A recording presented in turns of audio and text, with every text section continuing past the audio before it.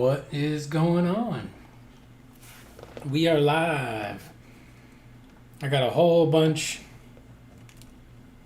of Deepkin models here, and I'm going to be painting them.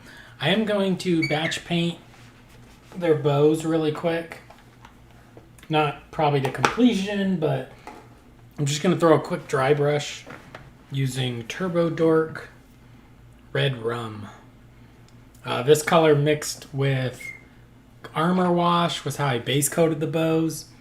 And then with the kind of black purple oil wash, they got really dark. So I'm hoping just a dry brush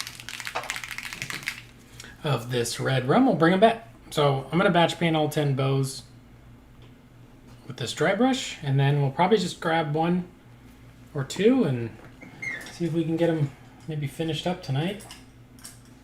I'm going to go with the Ghost Size 1 dry brush. Got my piece of cardboard here. These are Idoneth Deepkin Reavers, I think they're called. The archers. I use them for my Warcry warband.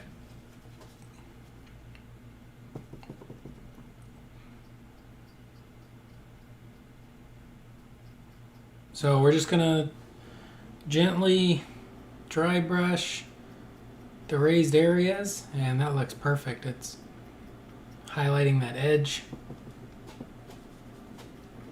I was not sure how the Turbo Dork paint would dry brush because it has a very transparent kind of feel to it.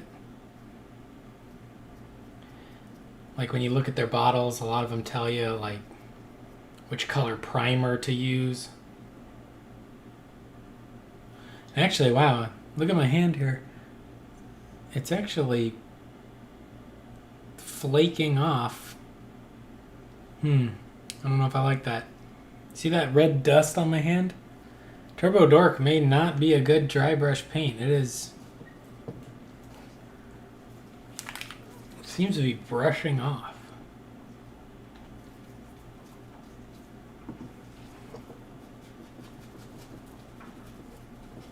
I'm going to go again. This time I'm going to do more of a wet brush, which just means I'm not going to wipe it off as much and just do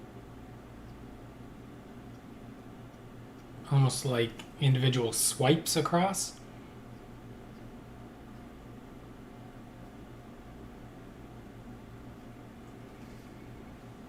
I think that worked better. Yeah, I don't know why I was flicking all that paint onto my glove. That's not ideal for a metallic paint. I'm going to be painting some fire dragons probably with this red. So it's good to know that it's not the best for dry brushing, I guess. So yeah, we're just basically hitting it with a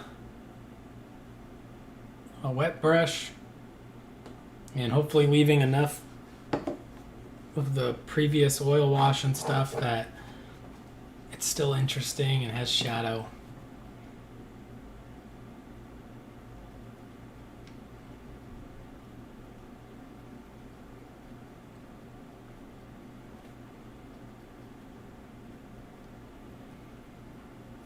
And with the use of the AK Ultra Matte, it almost gives this a little bit of a non-metallic metal look, which I always think is pretty cool, without actually having to do anything. So that's fun.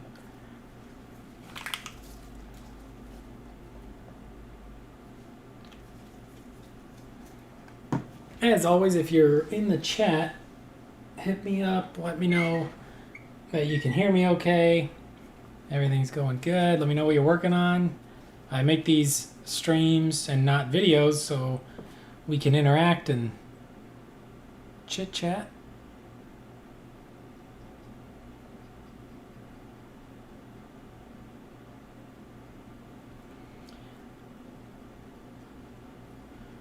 Not too worried about the back or bottom sides of the bows. I'm going to try to focus on just the parts that you can see when the model's on the table.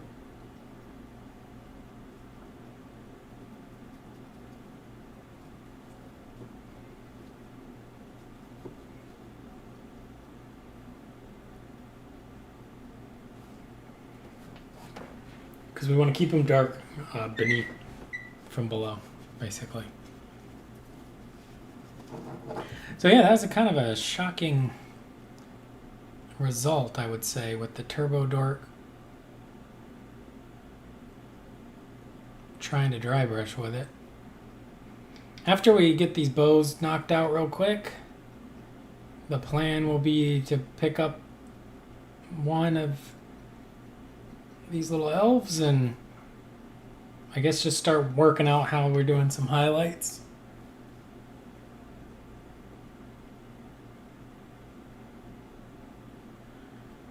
Oh, nice. What up, Zach? Doing the Doombull brown with war colors.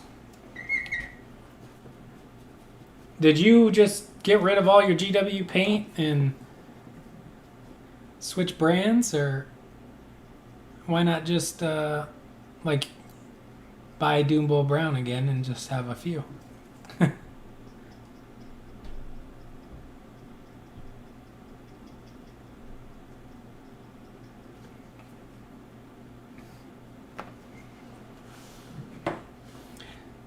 So I'd say I'm pretty surprised.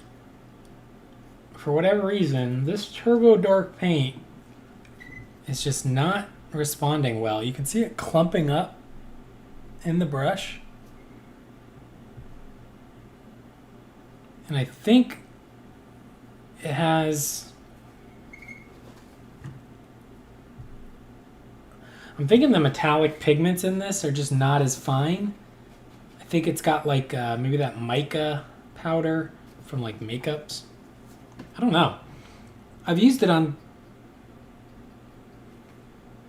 some other stuff. It seemed okay, but right now I'm not super happy with it. I mean, these bows were base coated with it, but I never tried dry brushing with it, and it's definitely being clumpy and weird.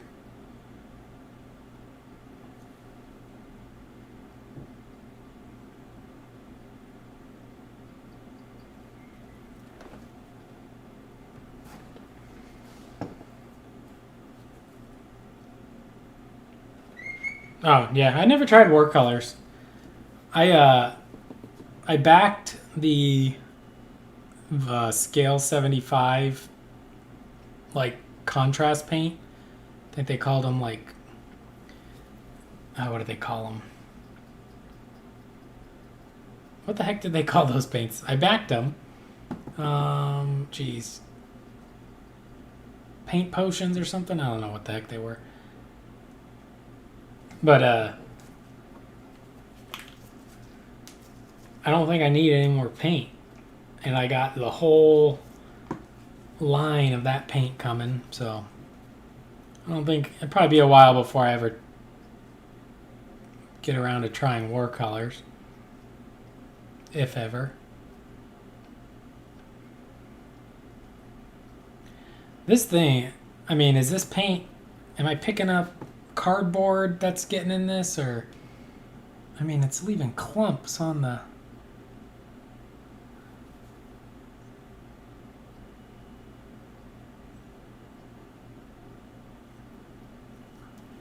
Tell you, that's a bad look for Turbo Dork. If you're looking for good metallics to dry brush with, I'm starting to think these might be the worst.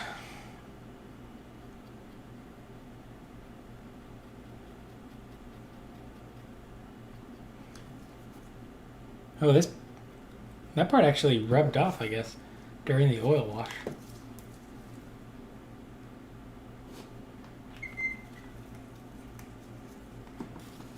So we'll have to make sure we actually put quite a bit right there.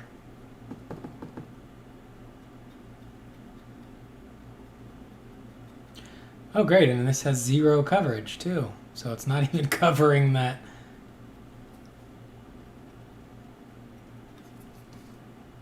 I think it looks pretty good, except for the clumps and stuff, and then that problem with the coverage right there.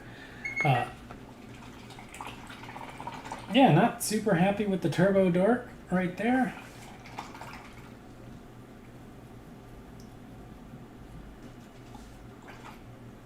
We might be doing an even brighter red highlight or dry brush highlight on those bows after these dry.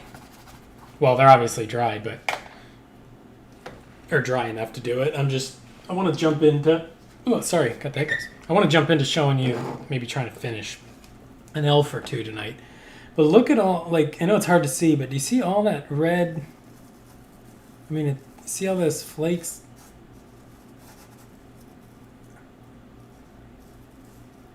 I mean, those are, it's all over my hand. It's like on the palette here. Weird. Very, very weird. And I'm actually going to just put a little water out there and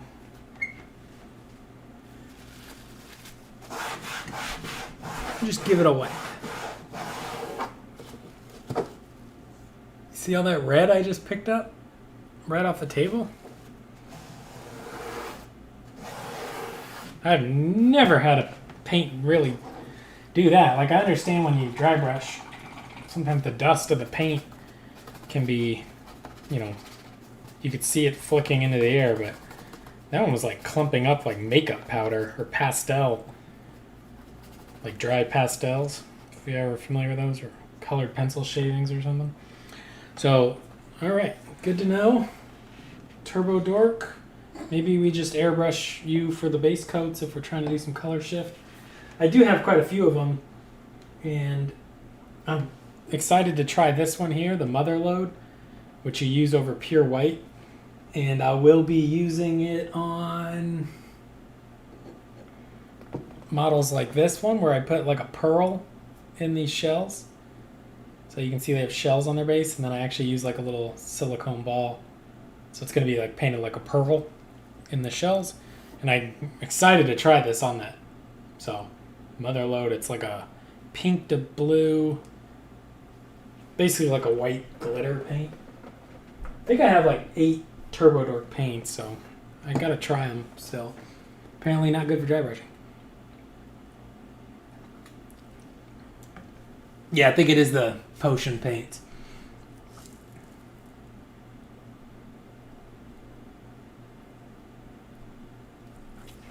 Yeah, I mean, I have quite a few GW paints, but basically, I mean, I think I would, if I had to choose 2, without a doubt, it would be these 2. Celestra Gray and Bugman's Glow. These 2, I love them so much. They're so good. They're just like the perfect values for base coating skins and stuff, and also for doing eyeballs or building up whites. So those 2 are my favorite for sure. They actually, GW does have quite a few nice browns too, like Doombull brown, like you mentioned, but also Scrag brown and Mornfang brown, Rhinox hide. GW does have quite a bit of good browns.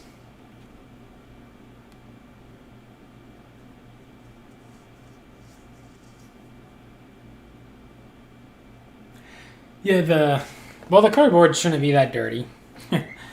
Not dirty enough to why all that stuff was clumping off.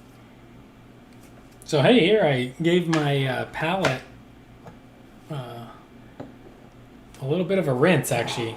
You know, I'm stingy, I guess, or cheap.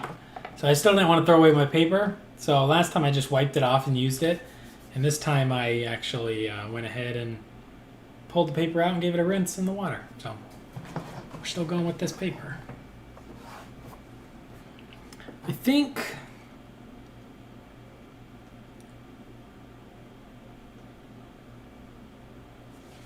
I'm curious how much I have to actually highlight on these to make them look completed. Somewhere between like a speed paint I blocked them in, then I oil washed them. So I'm not super, wanting to dive in and highlight every little thing, but I think we can get some cool looking effects here.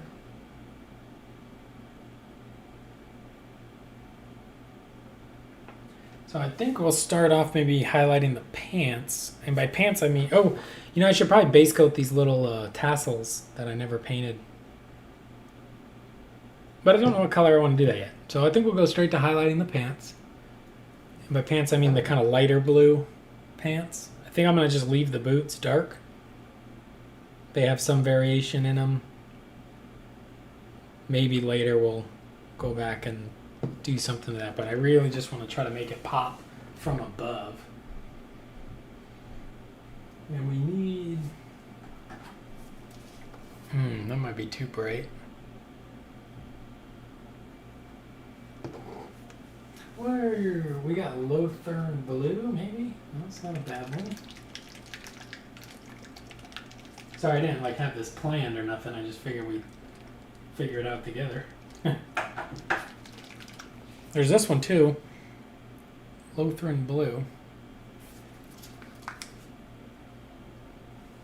Which actually it's a good, nice color, but value-wise, it's not actually bright enough. So, I could lighten it with a little bit of white. You know what? Maybe we will try the verdigris game color.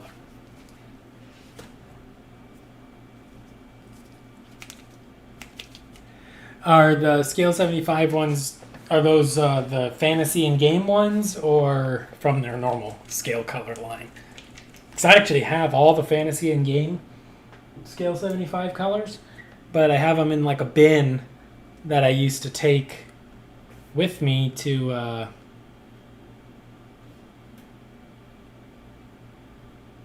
the game store when I would paint at the game store. So I haven't been using them painting at home just because they're all tucked away in a bin. But I do like them. They're fun. We're going to make our little paint pot, or little water pot. So I'm going to go with AK Ultra Matte Varnish. And water. And that's just going to be our generic medium of keeping our brush damp, thinning it out. Baharoth Blue. I don't think I own that one. I got Temple Guard, but it's not light enough. I mean, some of these would look actually pretty good if I just mix some white or ivory into them, but I was just seeing if I could get something straight out of the pot. And actually, I think I'm going to just do a couple little marks just to show the highlight. Let me see. I'm going to check the view here.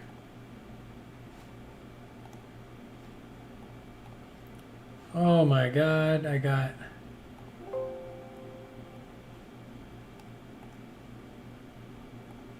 some nonsense with my antivirus. I can't believe how much I hate this thing. Hold on.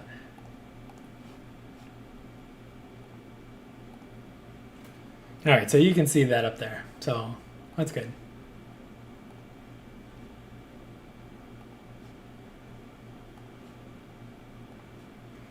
So I think, we'll just use a little bit of this matte medium water mixture, thin down some of this. I'm using a 00 ghost brush here. And I think I honestly can just get away with a couple swipes here.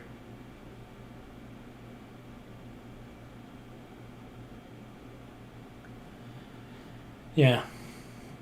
Honestly, I think that's all I need to do.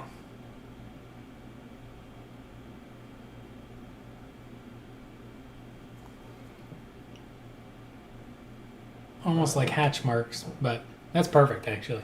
I'm happy with that. Just trying to really punch the idea that they are lit from above.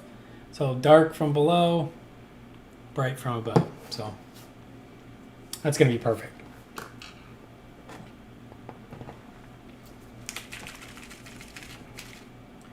I think for the red, we might just go pure Vallejo Mecha red. I don't know what other reds I own that I like quite a bit. This one's nice, the P3 Cador red. They look pretty close. Now using this Cador red's not a bad idea because it's almost empty, and once it's empty I can throw it away. And I got quite a bit more like darker reds. Oh, I do own Evil Sun Scarlet too from GW.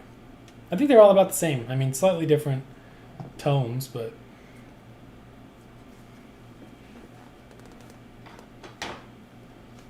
And on that note, because of that, I am going to actually go with the P3 one. Because I like the... Oh, it's not anywhere near empty, but I like the satisfaction of when you finish a paint and then you get to throw it away. And because it's... I mean, it is a nice red paint, but my game store I hang out at doesn't carry it anymore.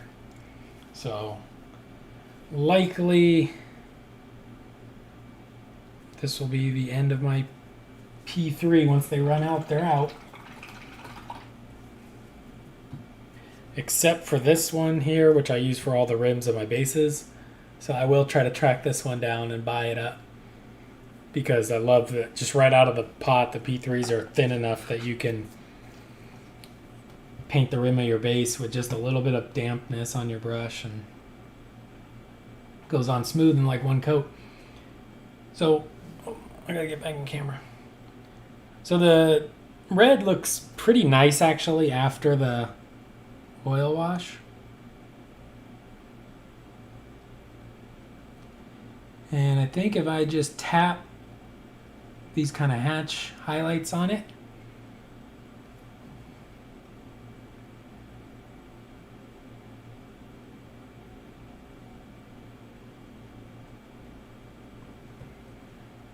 we can make it look pretty good. So that's what we'll do for the red.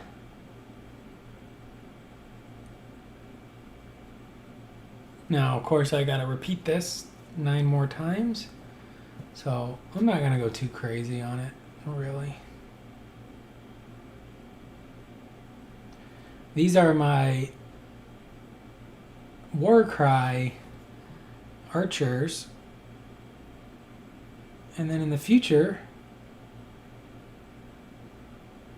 they'll actually just be something for sale on eBay. So I have no intention of playing the Deepkin and like Sigmar. I don't have any plans to play Sigmar anytime soon. So these will actually end up for sale at some point.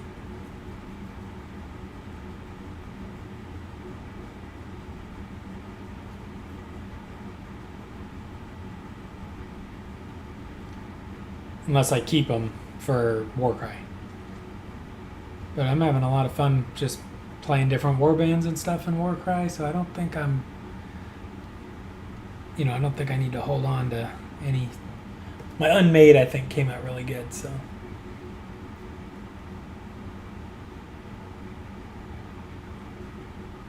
My birthday's in a couple days, and sometimes I get a gift card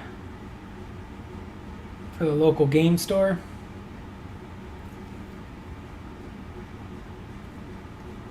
And I was thinking about maybe picking up the Corvus Cabal. Or maybe a Sisters of Battle tank, just to see if I really want to paint that army. Maybe just pick up one tank. The skin on these I think is going to be fun. We're going to mix different ones for... They have little variations in them. They all kind of look the same, but I think I'm going to let the highlights vary a little bit on them. Yeah, I think just that little tap highlight, that's enough to bring some good depth into that cape. Literally contrast paint, one coat, oil wash, and then I tap that red highlight onto it. Some of them, though, do have a kind of cloudy effect in the recesses. not 100% sure how to get rid of that. I'm actually maybe going to try to just put some contrast medium on it and see if it disappears. Before we go on to the skin highlights, I just want to show you my gobos. I finished up these two guys. These are for the squigs that I painted. So I think they came out pretty cool. Just kind of speed paint or whatever.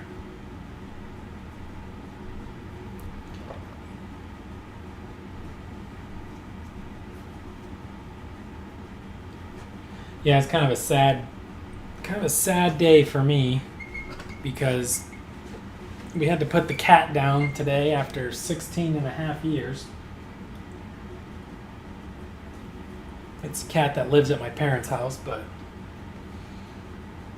it always slept in my bed when I lived there. So, pretty sad to see it go, I guess.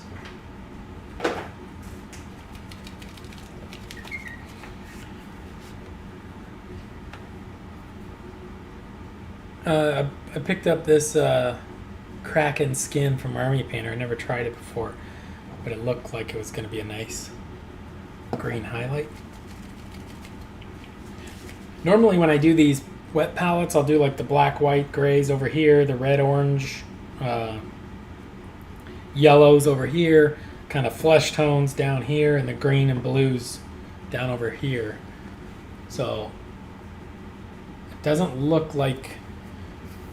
Maybe I can move it in a little.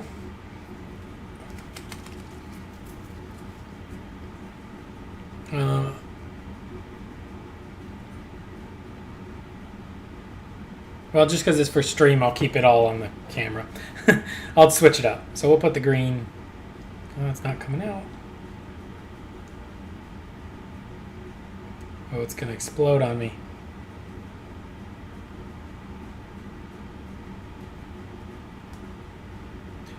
Alright, put a little bit of that Kraken skin green.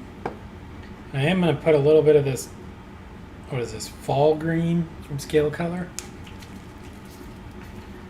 Might end up, that's kind of a more natural green though.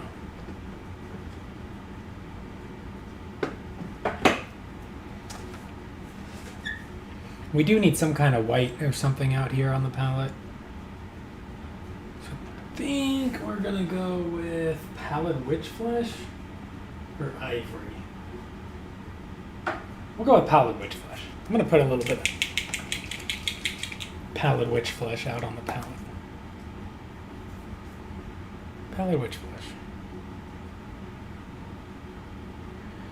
And apparently my brush still had red in it, which is not ideal. Because red is a complementary color of green, which means when they're mixed, they desaturate each other.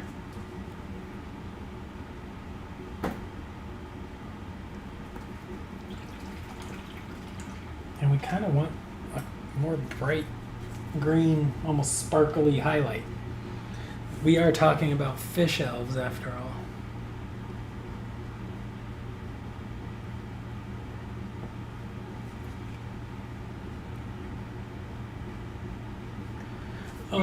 I have Nurgling green here. They're pretty far off in hue. This one's really like a spearmint color. This one got airbrushed the tub, but oh, actually it's separated too. This one might be going in the garbage. The Nurgling green, you said Nurgling green, right? Yeah, the Nurgling green's kind of like a desaturated natural green. This is kind of more of a cartoon spearmint, maybe green. Maybe you'd see on like a gum ad or something.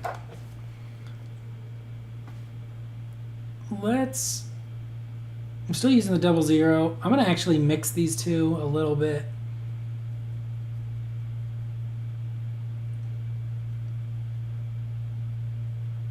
It's not ideal to mix with the 00 brush though, by the way.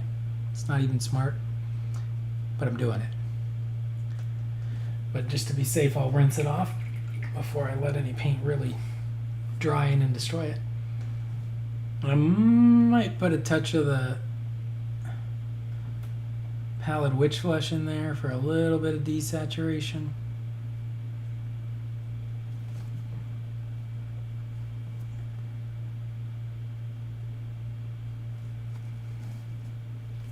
And we're just gonna, basically like we did on the cloak, more or less just kind of tap in highlights. Oh, I think I might be off camera.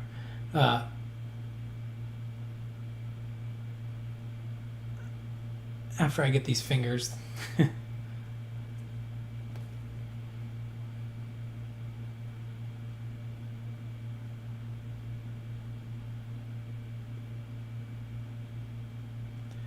I wasn't clean at all base coating the hands and oil washing the hands, because I knew at this stage I'd have a chance to clean it up.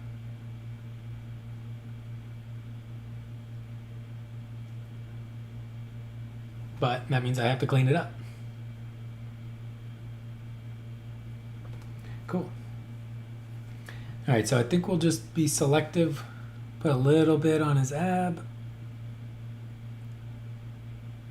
A little bit on his chest. Bicep. Forearm.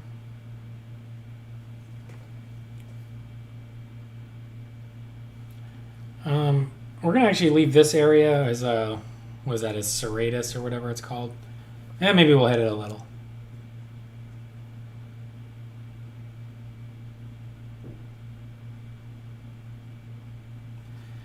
I think that area should actually be kind of left in shadow though.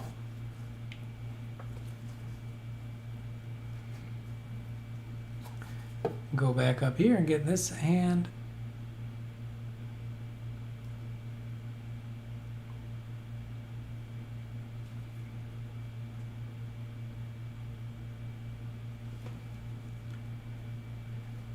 If you've watched some of the streams before, you know I'm a big fan of the kind of tap hatch mark highlight. Doesn't require any real accuracy or skill. It just bounces the brush off the details, really.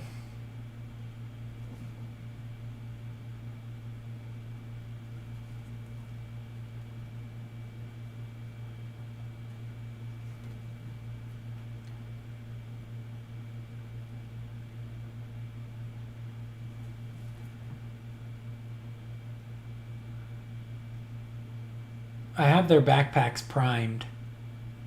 Really not very smart that I didn't work on the backpack simultaneously with the rest of the model. So now the model is going to be almost done with a backpack that I have to basically still paint entirely because it's just primed.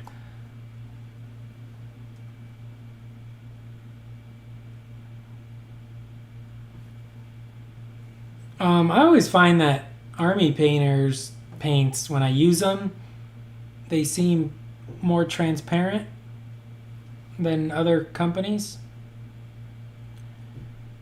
But so I use that purposely.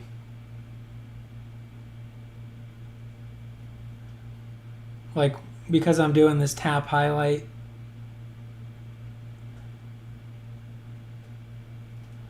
any transparent kind of quality to the paint is almost going to make it look like I blended it a little better. And that's just because the thin tapping highlights are partially transparent and thin. I don't think I would ever want to like base coat something with Army Painter. But Army Painter does make incredible washes. Especially strong tone and dark tone. Cool. I think we got him. He's got this... Oh, let me get his cheekbone on this side.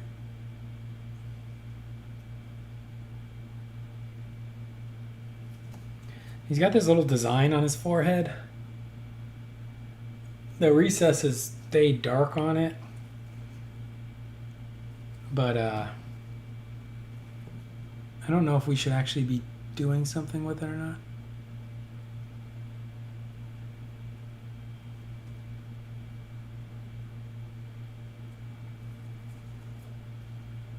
I think that's good, right? So he's highlighted from above and he's dark from below.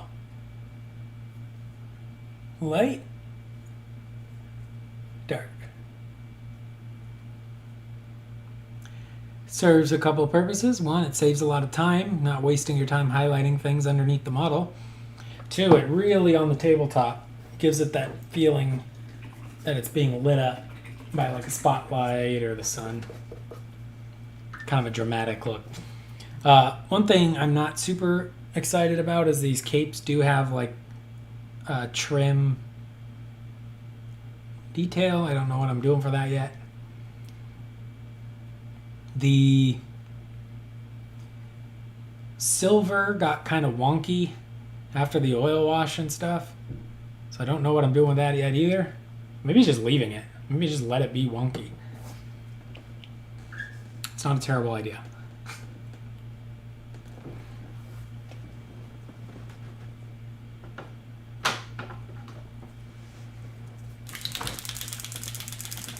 Gonna show got Idoneth Nightshade here. This is a way to make your model pop. See this part here where it is already dark, but where the knee is getting covered up by that metal. We're just gonna take this dark blue. We could use black. Reinforce that separation. We're saying the knee is pushing up against that back of that metal plate and it is causing a shadow, which of course it would be. And we'll also do the same thing where the cape is over his pants there. Takes no time, no effort, and it really helps separate details, make them pop. So hopefully that just frames his little thigh there a little better.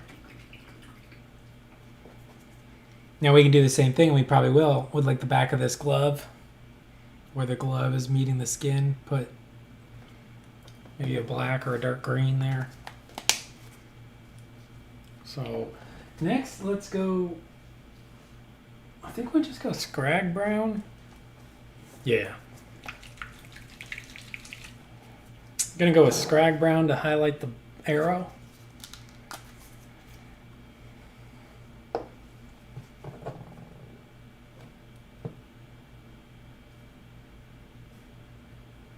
I don't know if you can see where I put it on the palette, but I'm using it very briefly here, so I don't think it matters.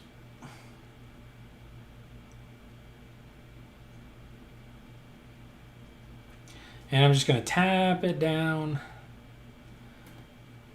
the top of the shaft of the arrow there.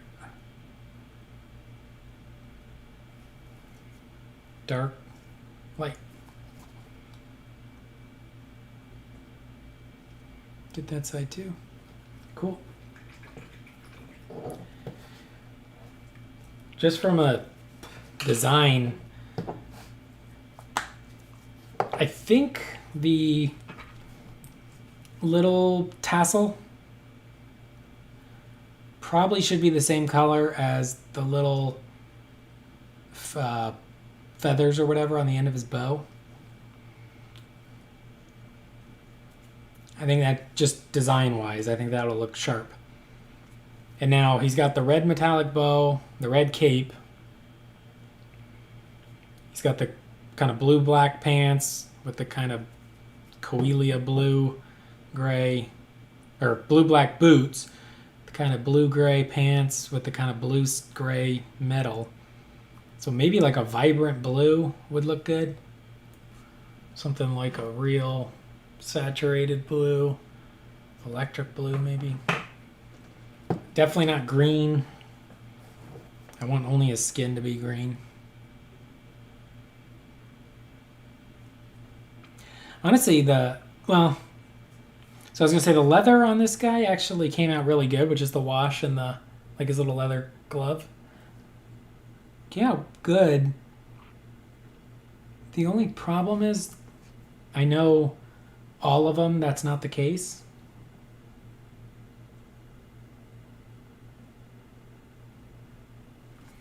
So I guess I probably should highlight the leather on this guy too, just because I know in the future some of their gloves got really jacked from me not cleaning them in the oil wash. Let's go. I guess we go bright blue. I don't know. Blue. What are we thinking? I almost don't even want to. I mean, I have to paint the tassel. It's there, but I like the balance of colors he has. He's got a lot of kind of blues going, and then he's got the complementary colors with the red and green.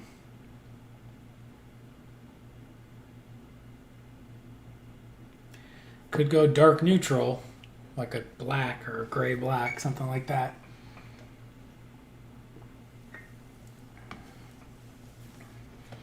I don't know.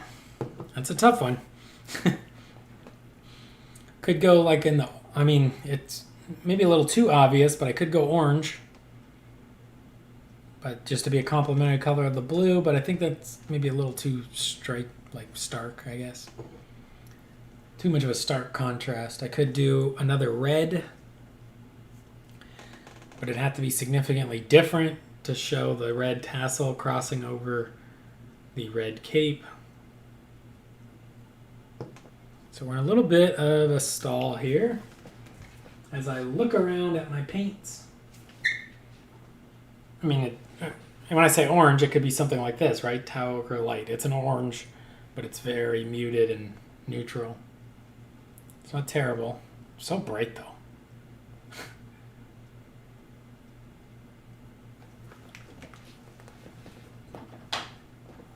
Sunny skin tone. We got blues. I could mute it down. Yeah. All right. Well, while we wait, maybe I will just grab pale burnt metal.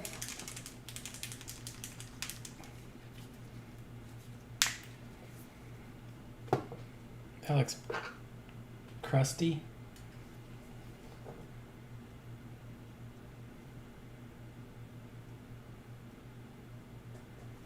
Paint his little arrow tip.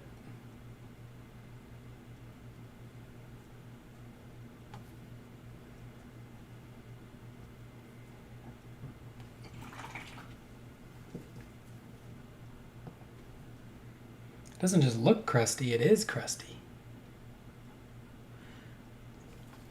Hold on, I gotta get a little cap. Gonna get a water bottle cap. Put one drop out so I don't have to stab into the crusty lid.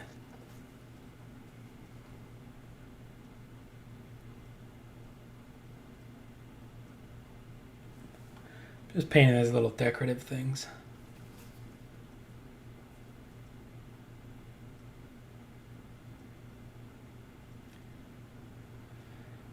Probably hit those with a wash because they're very clean and bright compared to the rest of them.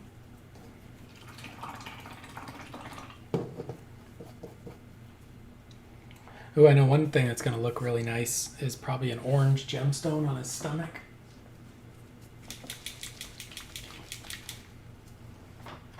So we'll go maybe this one, yeah.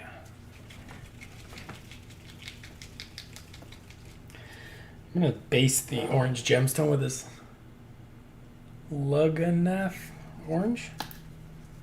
I don't even know if they make these edge paints anymore. They're kind of this weird pastel line that they had.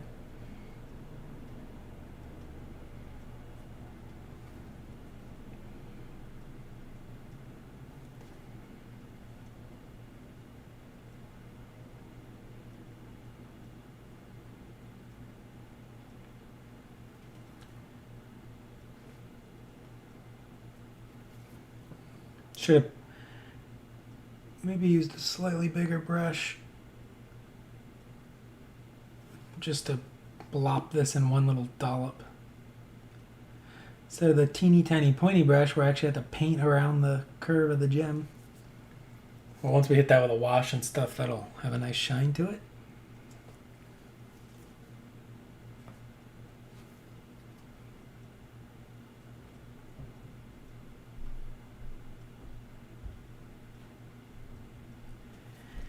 Anybody watching, if you want to pick up ghost paintbrushes, link in the description to the eBay listing.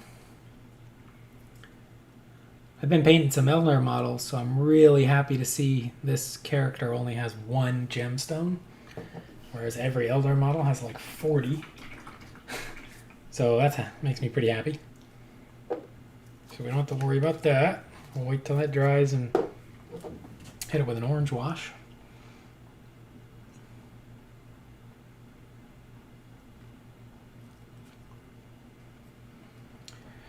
Yeah, I don't know. I still don't own this tassel. Like, I don't... Could go pink, but... like a pink or a magenta.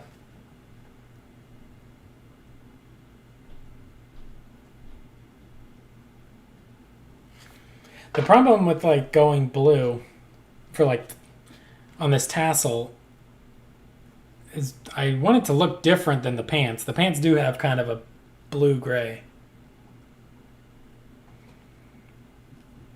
The Ghost dry brushes are being shipped out currently for the Kickstarter. But the listing will be updated once I get more of those shipped out. So you'll be able to buy the dry brushes. And after I get the dry brushes shipped out, I'm going to put up a few more listings on eBay. Right now it's just the full set, but I'm going to put up just the dry brushes as a listing, maybe just like different listings of like 3 size 00, 3 size 0, 3 size 1, that kind of stuff. Maybe people don't want to buy the whole set, maybe they just want to get a couple more of the small detail ones or something.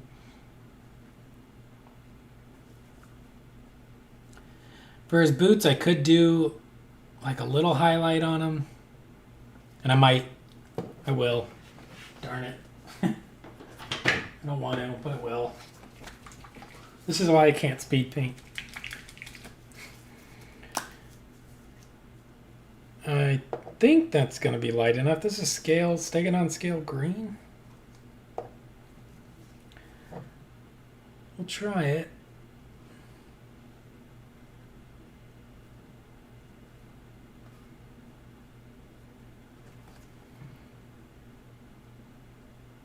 Nope, it's not light enough.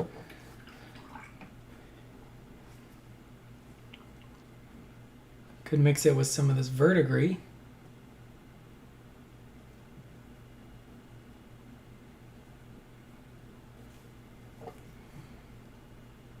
We'll get that edge on the boot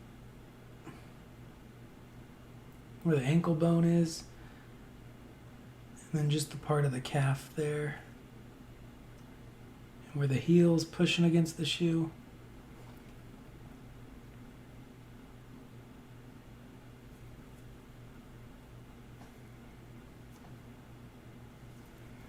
Maybe one little swipe there. Yeah, we'll do one. Little edge down the side too. And that other shoe is just going to stay dark because it's completely under the cape. So still sticking to light from above, dark from below. But yeah, I think that looks a little better.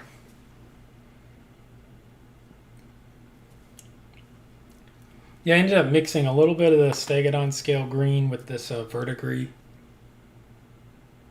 I like this verdigris a lot because it's this really off-white, bright blue. It's really nice. But it's not as gray as like a Celestra gray or like a wolf gray or something. Makes for a really nice highlighting color for like blues.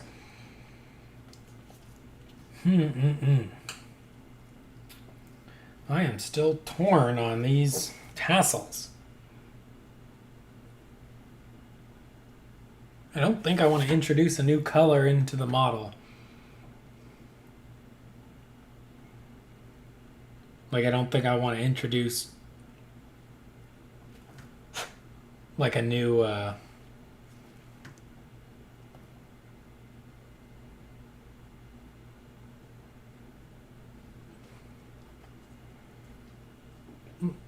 bright color or orange or something. Could go blue. I think it has to be blue because I don't think it can be red since it's crossing over the red. The other option is very desaturated dark green. Nah, the cape's too dark. Darn it. I can't go bright green because of skin.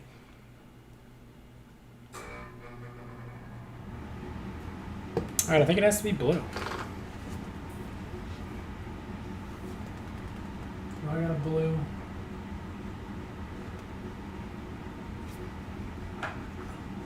You know what we could do, actually? Let's go blue-green. Let's go with this emerald model color, Vallejo model color.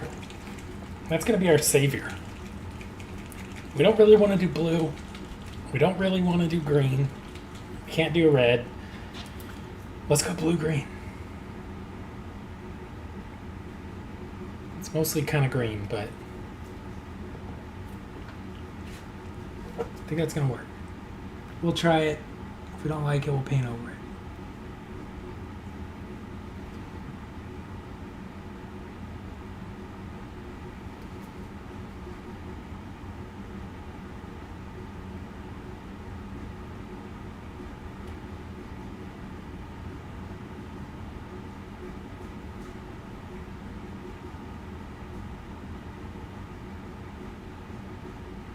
I definitely could just be using a bigger brush for all this.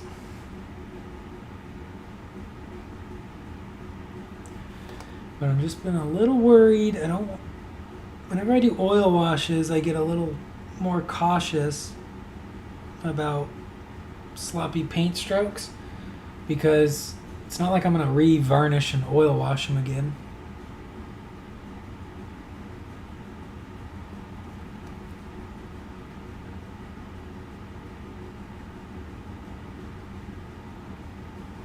I think that looks pretty good. Blue-green. What up, Arnold? How's it going?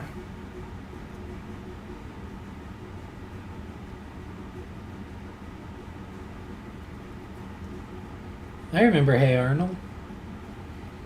Football head.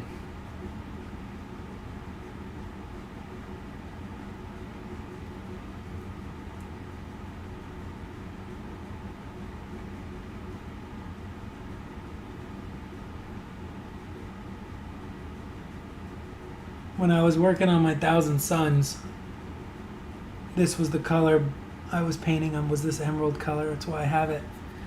And I do like it, even though I'm going to be getting rid of all my Thousand Suns. But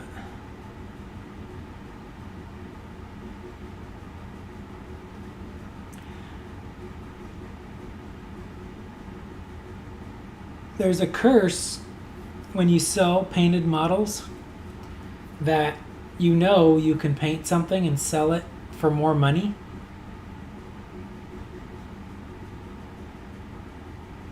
Than just sell it as is and get it out of your house. So it makes it hard to get things sold because it's like, oh, I got this half-painted unit of Rubric Marines, which if you've seen them, they have so much trim and stuff. It's a lot of work to finish painting them, and the money's probably not even going to be that good even if I finish them. But at the same time, it's like, well, if I finish the other half, their value goes up dramatically.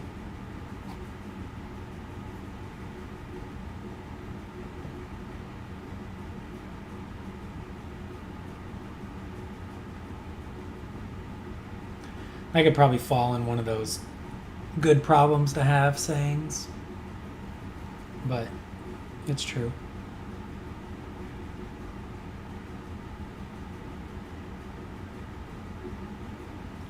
Yeah, I think emerald blue-green was the way to go. After it gets hit with a wash, it'll match back down with the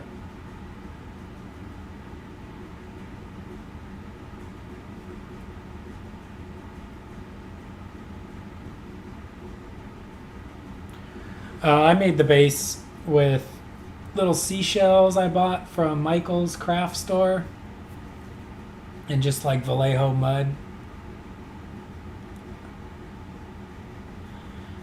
Let me paint these little arrow things and I'll show you some of them.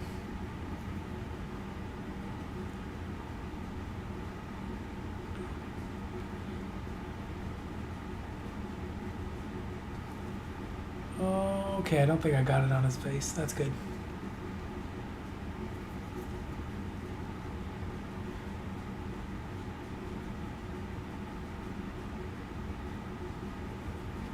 Cool. I think I like it. So, let me put the brush down. I gotta rinse it off real good. See, this is why you don't want to mix with your little detail brushes. You can see I got some blue kind of down in the ferrule, but it should be okay. But that kind of buildup over time is what ruins the tip. Yeah, let me show you. So yeah, I got these like seashells I glued on.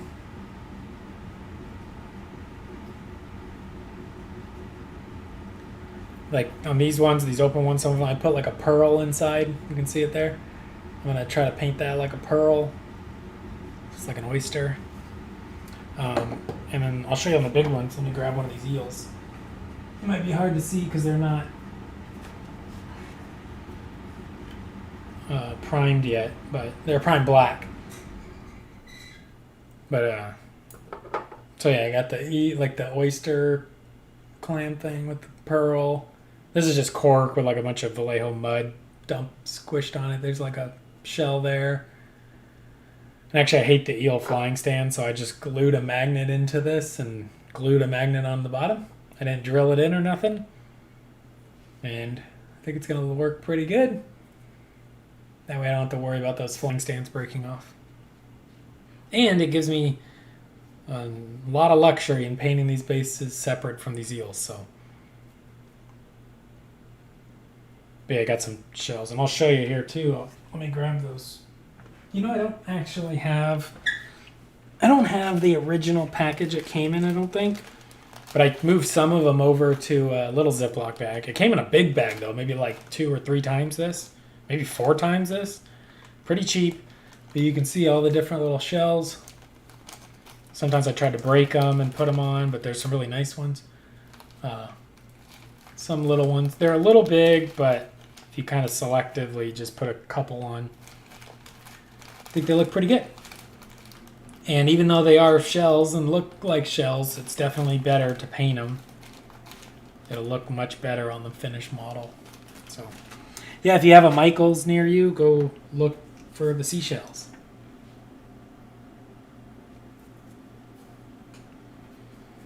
Now with my oil wash and then my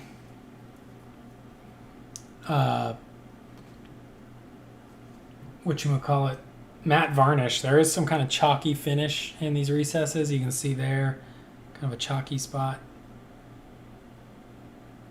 Can't really tell now that it's wet though. So I'm gonna actually try, let's find one that's really bad. Okay, this one. Put him aside. So on this lady here, you can see it got really like a chalky finish in this recess here. See that kind of light blue? That's not supposed to be there. And there's like a white speck. Oh, we got the white speck. That's good. I'm going to actually just try to paint this contrast technical medium over that foggy area. Then we're going to let it dry and find out if that's all we got to do to fix it.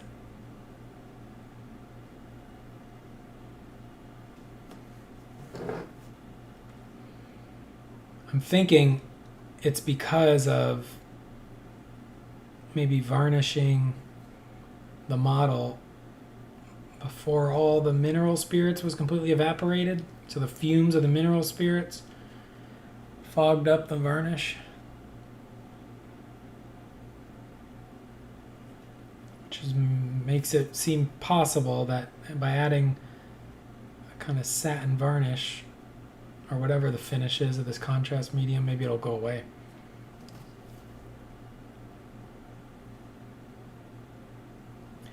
So we put that on and we'll just wait and see what happens with that model.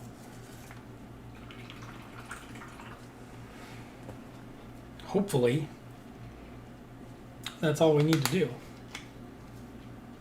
Downside, of course, being that the model will have two different finishes.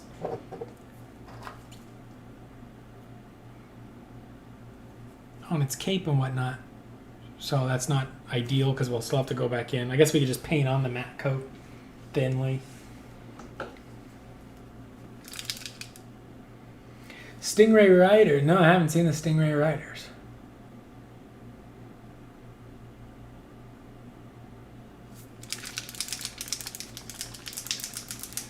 The I don't know if you backed the Reaper Bones 5 Kickstarter, but they had like a Atlantis pledge that you could get a whole bunch of like mermen and mermaids and swamp, or not swamp, but like ocean turtle ogres and stuff. I'm gonna go with Coelia Green Shade. I'm gonna switch to this old trusty wash brush that I love, which I might have to make one of these one day. It's like an old makeup brush, but it has just this pretty decent point. I think it only has the point because so much hair fell out, but it's pretty soft and absorbent, so it's always just been a good wash brush for me.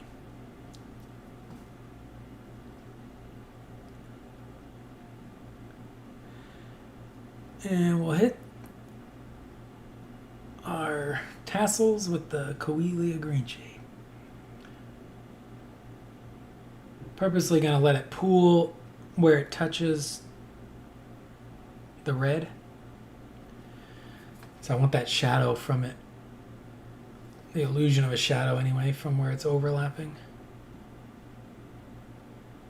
That's too much.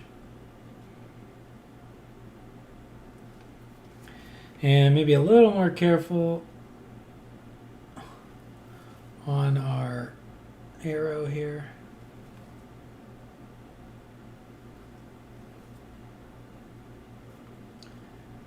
That's good.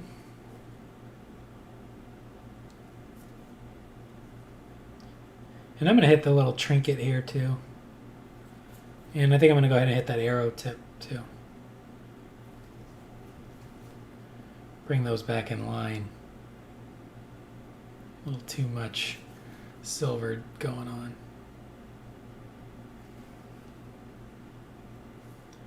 Maybe wipe that with my finger a little bit just to... There we go.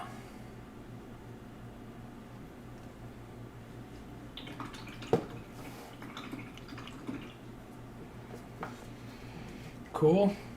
I like it. I should have shut this. Oh, actually, never mind. I was dipping right in it. I was going to say I should have shut that pot before I knock it over. I'm going to have to Google those Raging Hero Stingray Riders after this. I don't think I'm going to do the bases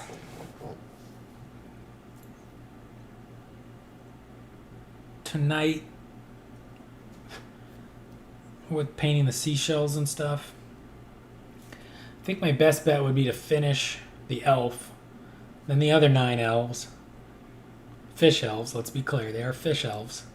Finish the elf and the fish elf, the other 9 fish elves, and then do all their bases at the same time. But I'll tell you, I think it looks pretty good so far. I mean, it's basically almost done. I gotta do the backpack with the arrows and stuff, but maybe a couple highlights on the leather. Let's see if we can't make some magic happen on the little gemstone. I'm gonna try out Blazing Ink from P3.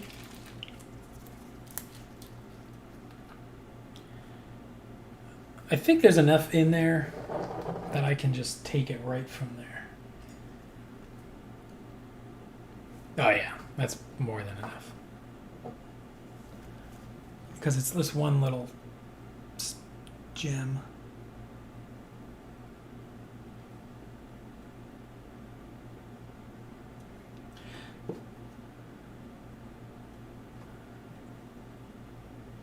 cool.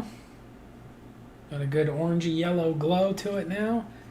Still gonna need a shadow, which we'll probably use maybe Caribou Crimson or something to just hit the bottom half. I think we got a fully painted elf. The kind of weirdness of the armor, which was silver and then washed and oil washed and then matte coated, has this weird look to it now. I think that's fine. I don't think I'm worried about edge highlighting it or anything. Something that actually would look pretty nice though is if I blackline it.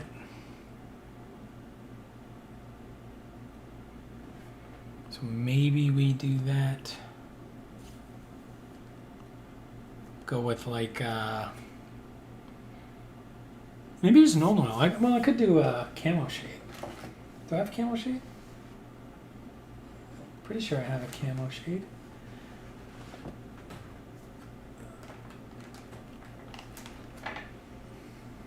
Oh yeah, I got a little bit of camo shade in the little pot still. Yeah, I think it gives it just like a fiery kind of glow, and then if I go in with like a red wash and just hit that like bottom kind of swoop, Nike swoop on the bottom for a shadow, I think that's probably about all I need to do. Or honestly, maybe I should do the Nike swoop on the top and then put the white highlight dot in it. Alright, this is just going to be a Thonian camo shade with a 00. That's not dark enough to matter.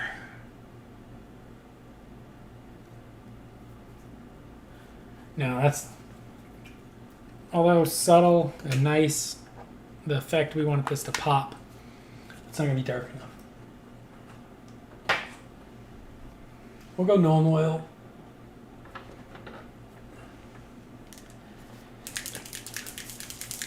If I was really going to be extra steady, I could go almost with like a black ink or a dark brown ink, like this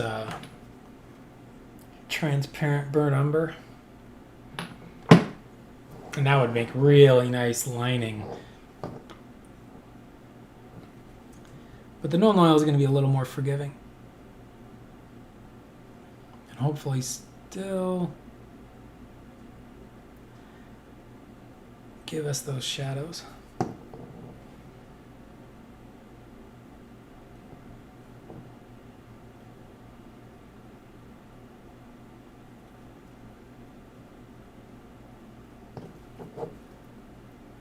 I especially wanted to just do it on this collar, right where the collar's sitting on the skin.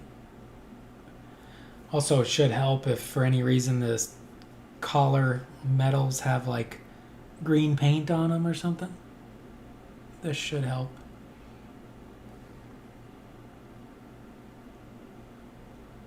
Hide that.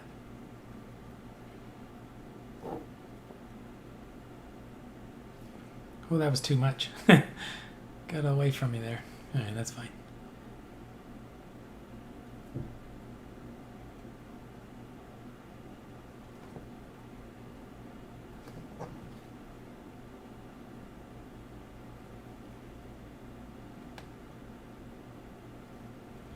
I'm just trying to create a nice dark cast shadow that separates these armor plates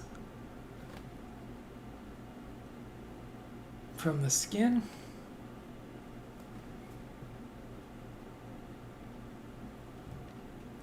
Subtle, but I think in the end it's gonna be nice.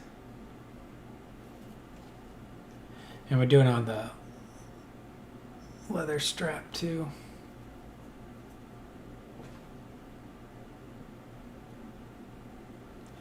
Yeah, one thing, gnome oil doesn't dry like dark.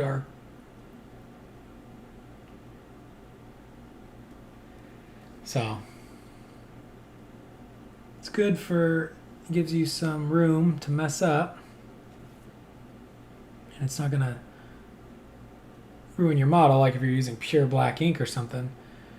But it also doesn't have the really striking effect if you were going to be really careful. And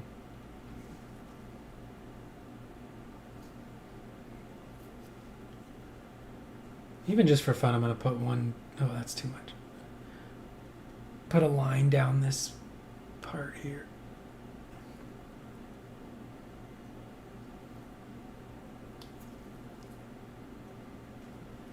All right, I think that's good.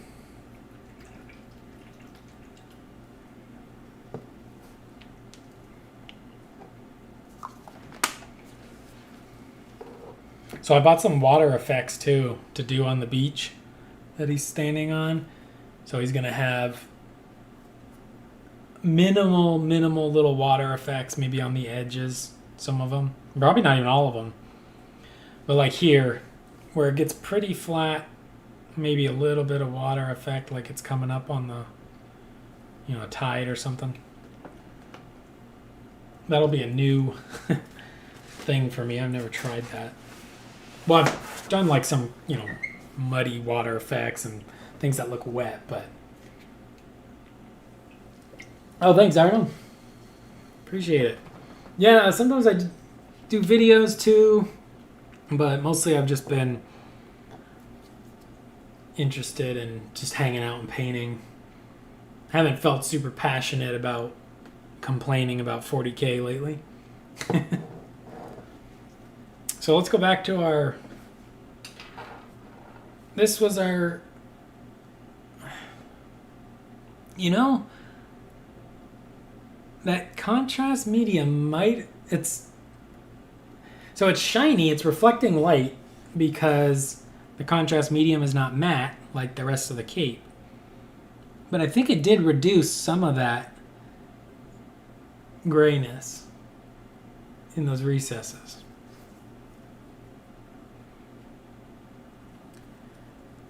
So the question is, if I go back with matte medium, can I matte it back down?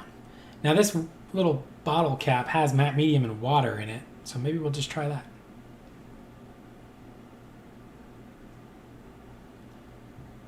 So it had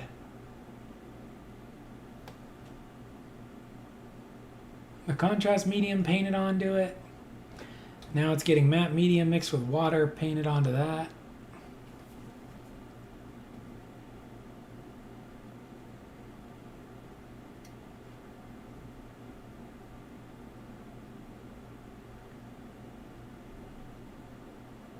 And if that still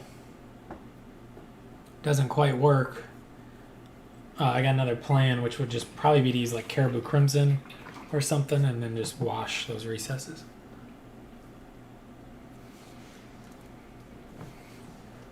So yeah, I think we just repeat it, right? We got a whole squad of these guys. Let's see, he's shooting to the right with his back. So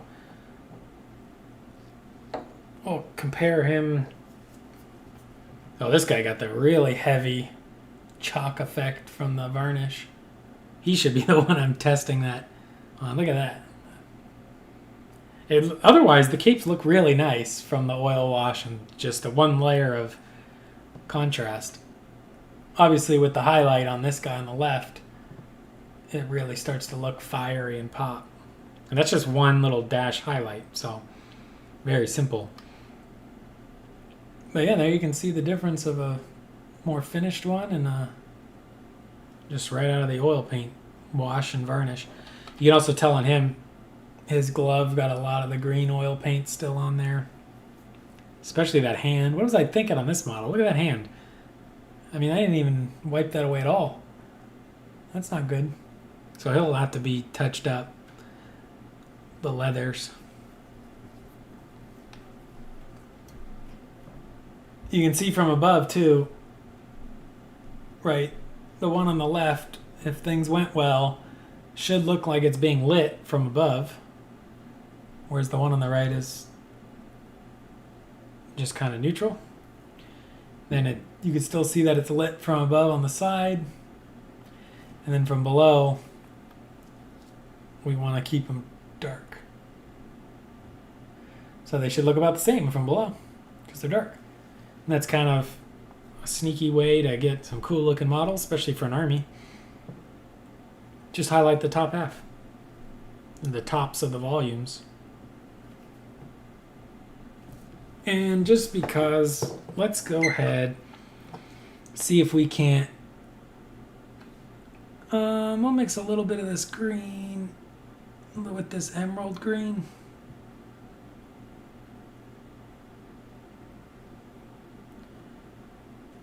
Just to lighten it a little.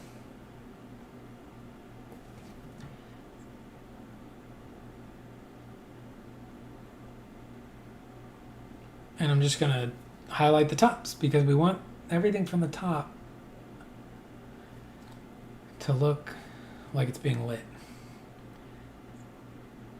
And just a little bit of tapping on the main couple strings of the tassels there. Cool. That's it. Oh, I guess we'll hit the tassels too from the back here.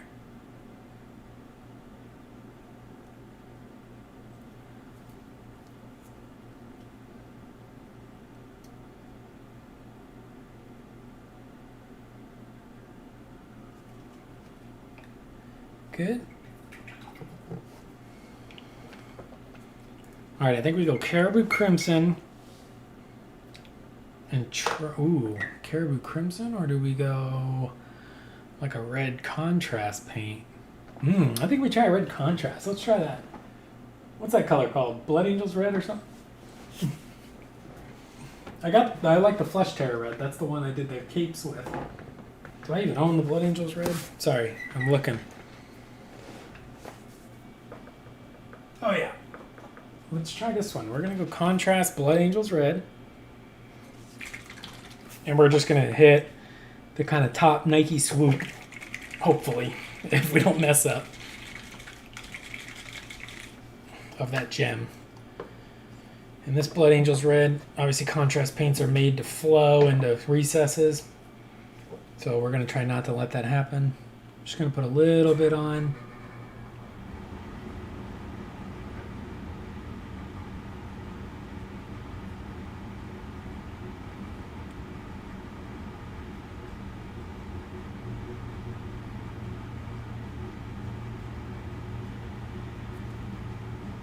Kind of holding my breath here.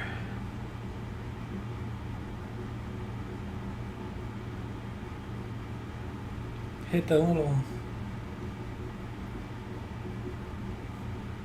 it's a little bit of red in the top left corner.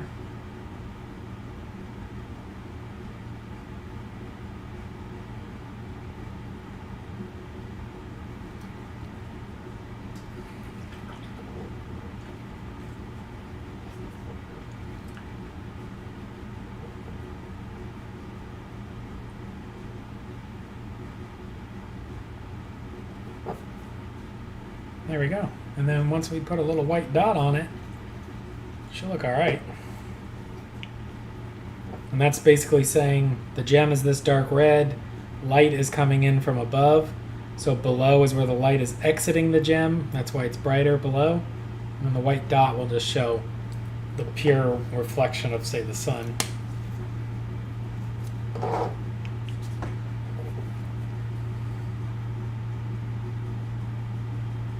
I think that's probably good for a little rank and file model.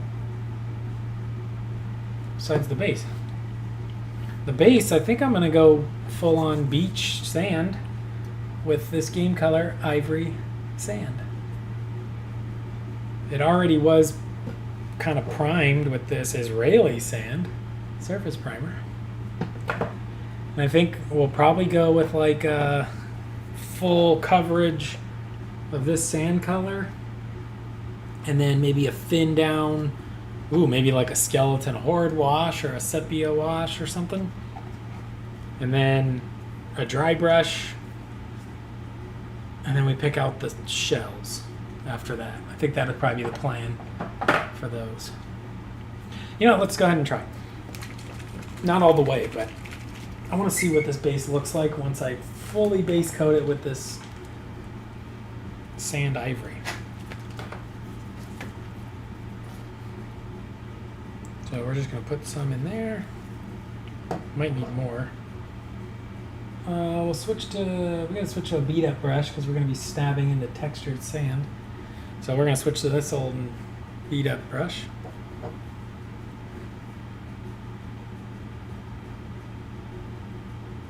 There's only, oh, this brush is really, really beat up.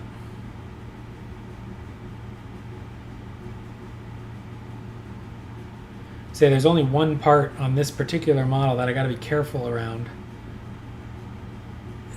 Only one foot is actually touching.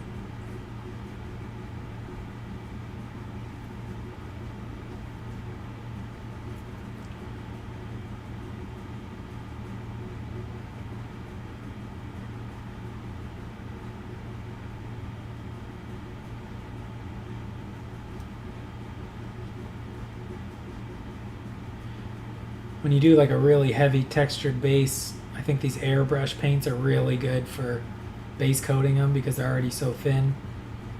You can really just cake it on and it kind of finds its way into the nooks and crannies of all the sand and rock.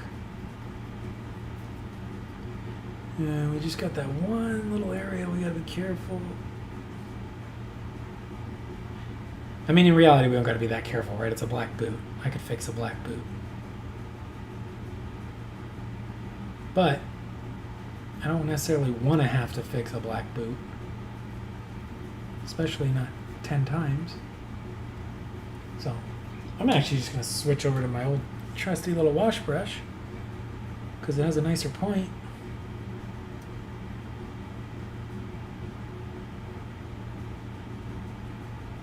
Just try to trace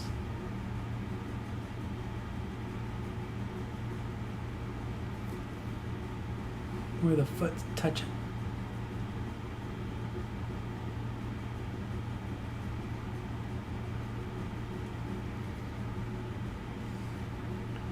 So that's what he looks like now on his brighter sandy beach. I think that really, especially at that angle, I mean, he really looks like he's lit up or glowing or in the sunlight, whatever you want to call it. Especially now that you can see the big dramatic difference of like the shadows on him versus just that now really light sand color beneath him. I mean, he looks really dynamic, I think. See, I even left, even his armpit, it's just dark, didn't do anything, it's fine. On the back of his arm here, like, I could carry these highlights down more along that arm. Like, there's probably more light that technically should be hitting it. But I'm okay with it just as is. But yeah, I think he looks pretty dynamic. Pretty well lit. I think he's popping. He's popping pretty good. Because I'm a dum-dum, I still have to paint little backpacks for him. Ugh. I gotta prime these. Oh man, that was such a mistake leaving those backpacks off. Well, not really.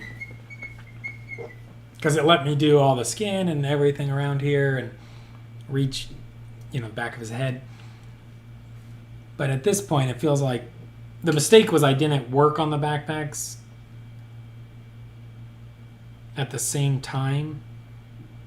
Like I just left them primed black. Well, really, I just left them on the sprue. And then recently I primed them black, so I should have got them all primed up, base coated, and oil washed, just like the rest of these models, and then worried about, later adding them on. So these ones here, the girls, they have like a trim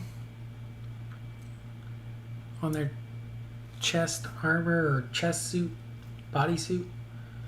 I think we might just maybe just highlight it up, but not really address it as anything special.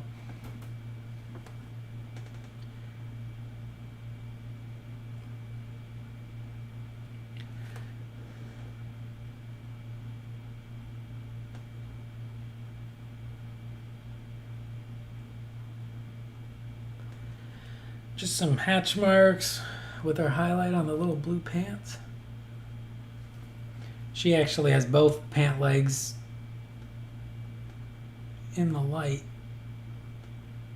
somewhat. We'll just kind of fade it down a little bit on that one.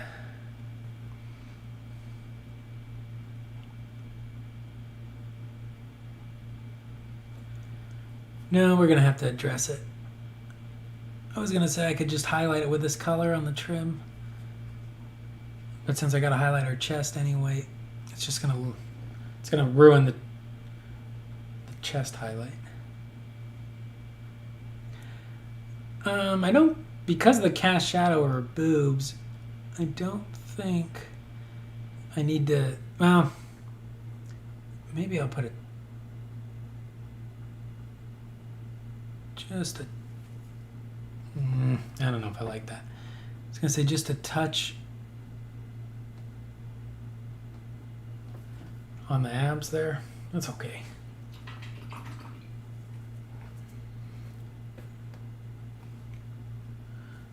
Looks like we need to go a little bit all the way down to the knee there.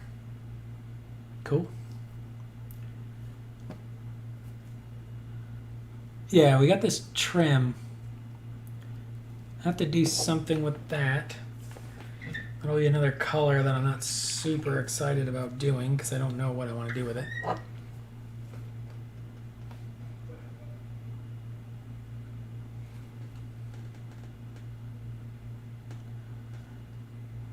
I'm going to try to thin this emerald green out quite a bit because her tassel is really, really in shadow.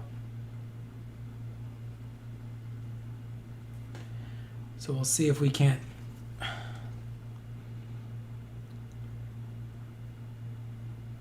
if our emerald green has a little bit of a transparent quality, which Vallejo model color has such good coverage that even with all that thinning, it's still covering it in one coat.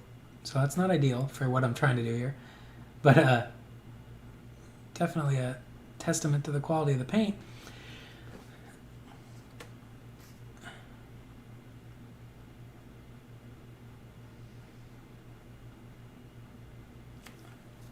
Just trying to base coat this tassel.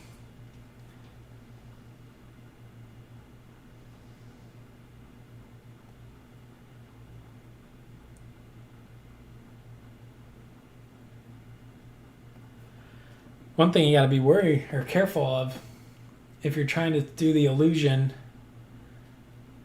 of her being lit from above, having like a bright tassel from below kind of ruins that illusion. Everything should be dark from below, but we don't got a lot of choice here. We'll just wash it and not highlight it at that stage, and that should leave it dark enough.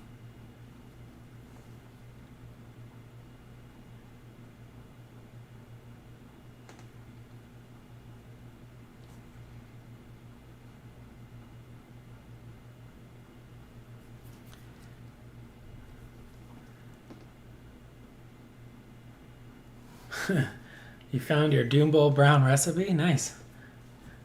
Sounds...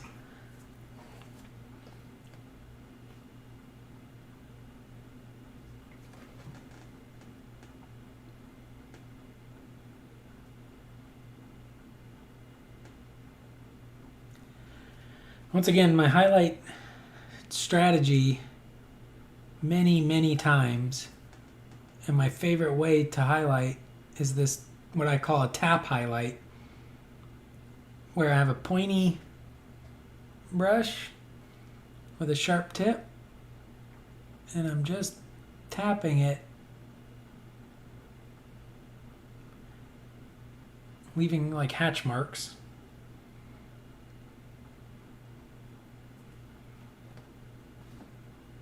I never see anybody do it.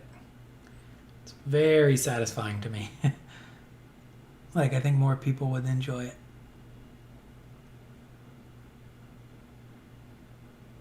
It's kind of like cross-hatching if you were like a pencil artist. Except because there's wet paint on the brush, you don't have to make the, say, stroke of the hatches. I do those too, but you can just do these nice little taps. I don't like how bright we got there, so we want to go a little bit into that shadow.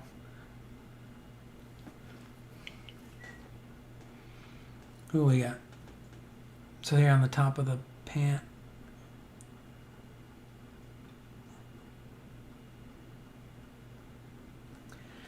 I'll just tap the highlight there. We didn't edge highlight it. I didn't have to freehand trace the edge.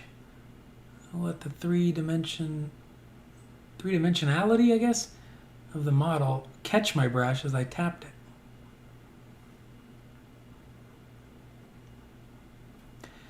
And all those little gaps between each tap add texture. And your eye, when it sees texture, just fills in for you.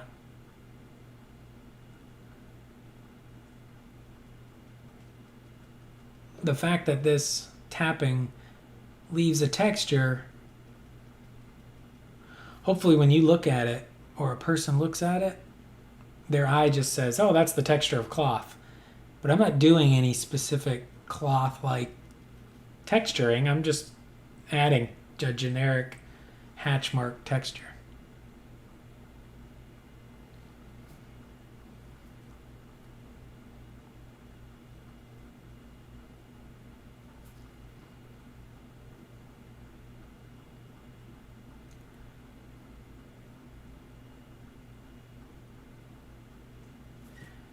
And it's very easy to do.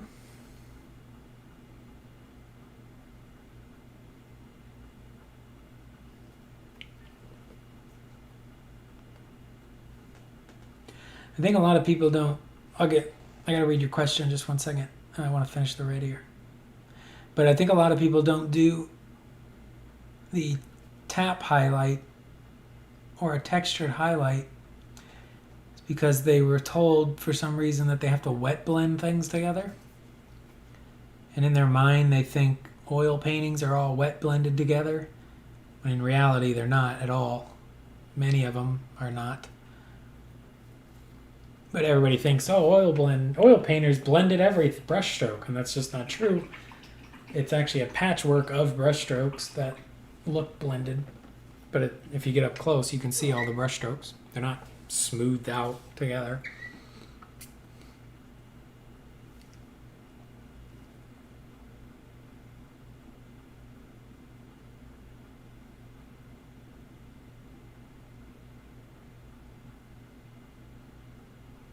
I've never looked into leatherworking. I don't know how it would compare.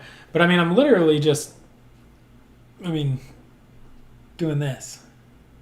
Right? This is an exaggerated, like with water here, an exaggerated motion, but I'm just doing this. Did I even do that on camera? And then controlling, if I need, tap, little tiny taps close together. If I want to try and get,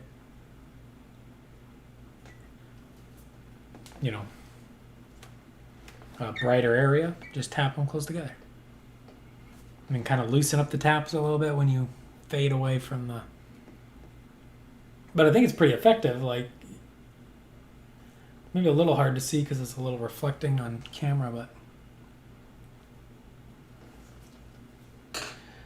Oh, we gotta go back to our... Oh, it's dry.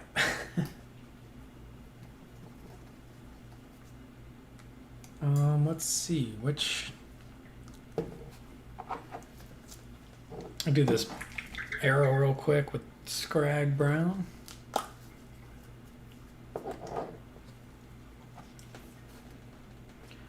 don't know if Scrag Brown actually shows up. I think I might be too far over on my palette, but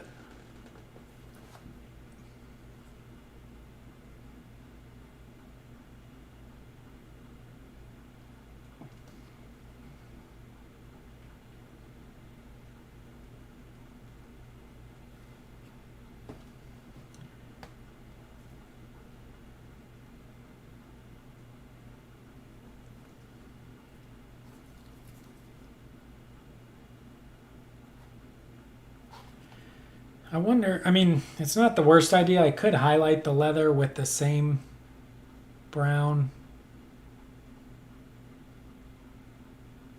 I'll do it. I'm gonna highlight, if the leather needs highlighting, I'm gonna highlight it with the Scrag Brown. Something you gotta be careful of though is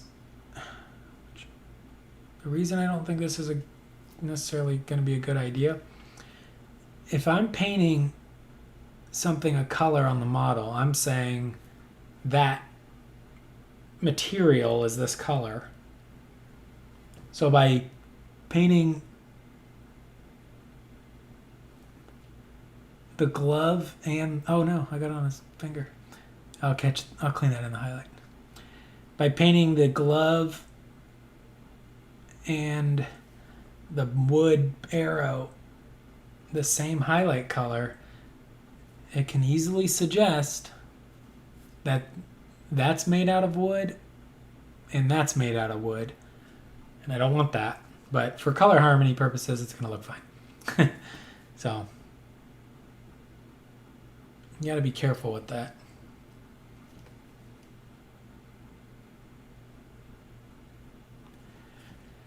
Plus the brown's pretty subtle on these anyway. Obviously there'll be a lot more of it when they have a whole backpack full of arrows, but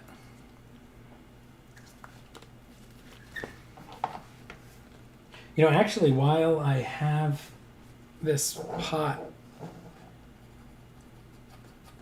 of this sand color still wet, I should use it instead of just letting it dry and go ahead and paint in his base too, or her base. I am so excited to find out if that pearl comes out as cool as I think it's going to look.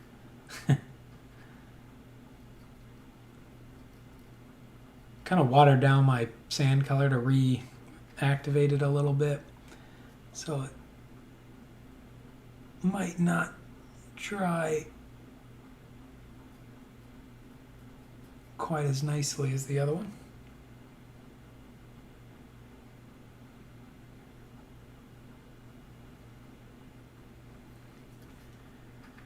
Always a pain when you glue like a big thing on the base like that shell, and then now I gotta stab behind it. I'm trying to avoid her cape and feet and legs. Bad planning on my part, but oh, I got some on her foot, but we'll make it work. One way to kind of hide that after the fact will be I'll make sure I really pull the wash down in there just in case I missed anything. Try to really darken up and just say, hey, that's shadow. That's in the shadow, you can't see it.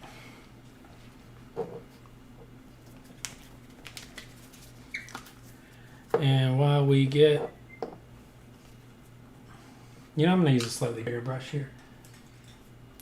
Use this nice, I think this was a size 1 maybe, or 0. I don't remember, it rubbed off. Oh no, this is one of my original test brushes, so it doesn't even have a label. But I've been using it for a long time. I'm going to hit that gemstone.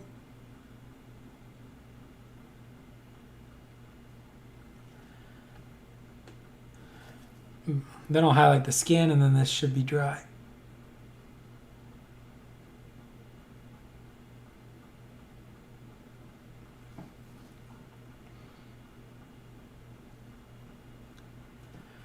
and ready for a wash.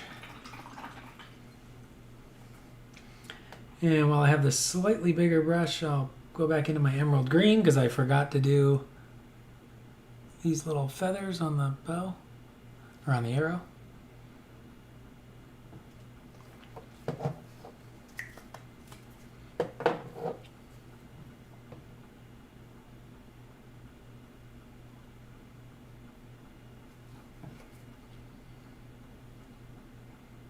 Oh, I gotta get... Oh man, I hate having to do this. When you gotta get between like, oh, the face and the arrow. Good luck. I think I got it.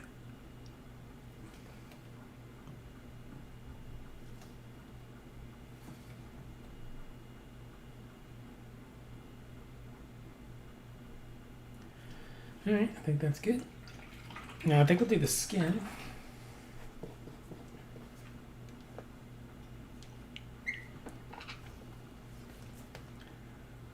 This one, she's a little more foresty green than the other one, so maybe we'll go heavier into this yellower green that we had. We'll still mix in some of that Kraken one, and we'll still mix in some of our Pallid Witch Flesh.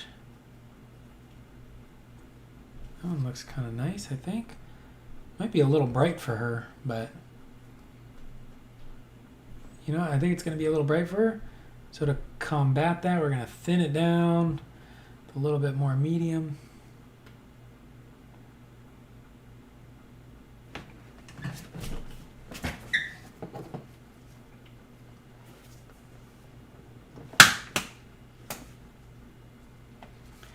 Got a little buggy attack in my foot.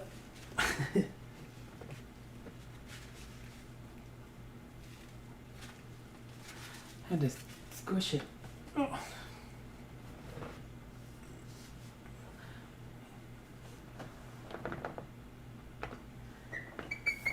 Not a good time to have a little cricket jump on your foot. Right when you're trying to highlight a thumb. Hey, what up, Nick? How's it going?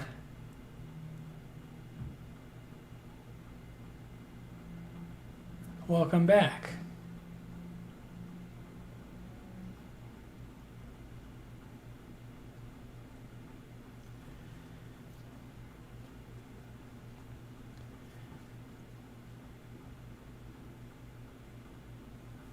This highlight is a little bright.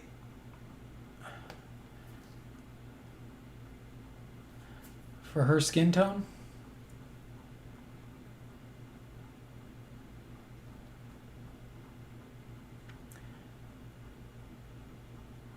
But we're gonna make it work.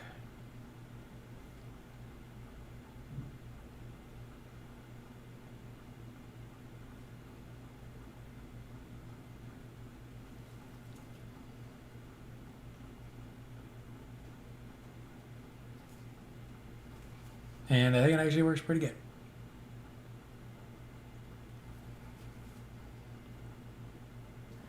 So yeah, that looks pretty nice. So this is that full fall green and Kraken skin from Army Painter mixed together with a little bit of Pallid Witch Flesh.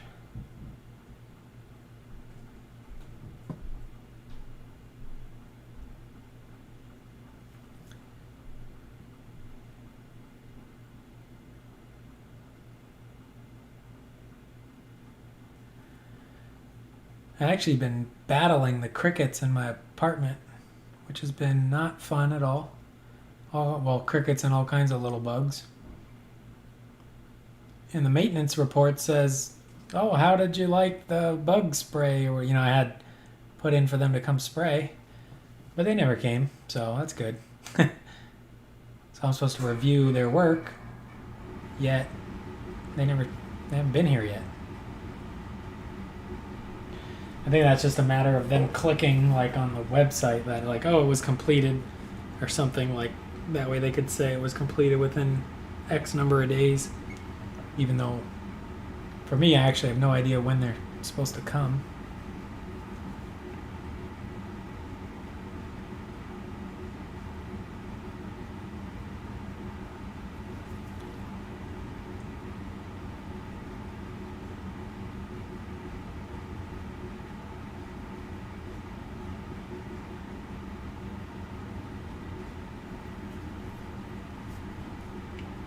Yeah, I don't know if you saw the kind of more finished one, Nick. I'll show you in a second after I highlight the skin on this one. Oh, we got had kind of a loose hair coming out.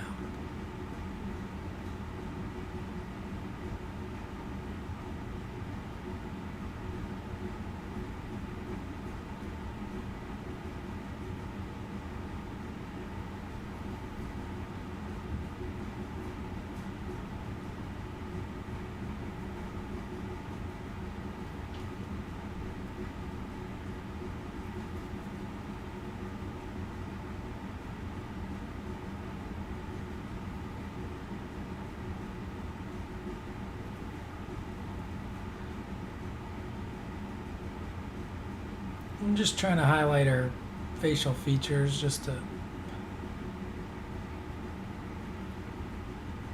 Oh, sorry if I'm going off camera here. I'm getting focused on the little tiny face here.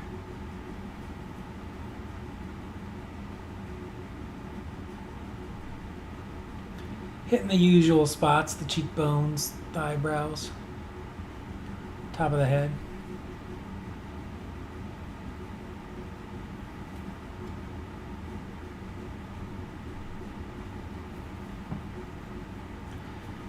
And a little bit along the jawline, upper lip, chin, and the ears. I think that's good. So we don't have her, we don't know, I guess, what her trim's gonna be. So here Nick is this one's a little bit, well, actually this one's pretty close to this level of completion now, but still gotta do the bases obviously. But here's two of them that I was got looking pretty good. And I think honestly one little edge highlight or one quick little redder, brighter dry brush on the bow is not a terrible idea. I kind of like this subtle red metallic of it, but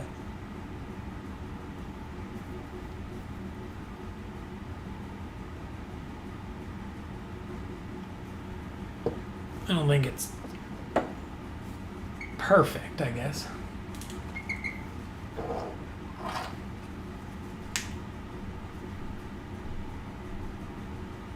Go back to our pale burnt metal. This, of course, could be anything. We just picked a light silver just to paint the arrow.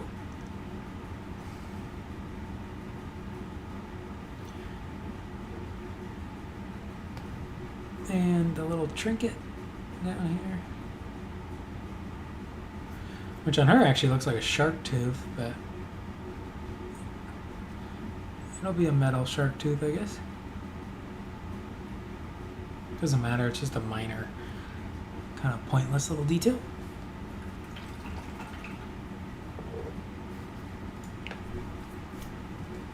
And yeah, I do honestly think it's a little more fun doing these kind of one at a time as far as mental enjoyment, because obviously I could be just highlighting each one, you know, just do the skin on all of them and then the gemstone on all of them. Well, things like the gemstone really wouldn't be terrible to just batch paint. Get that orange on the gem. That is blazing ink over top of Idoneth orange.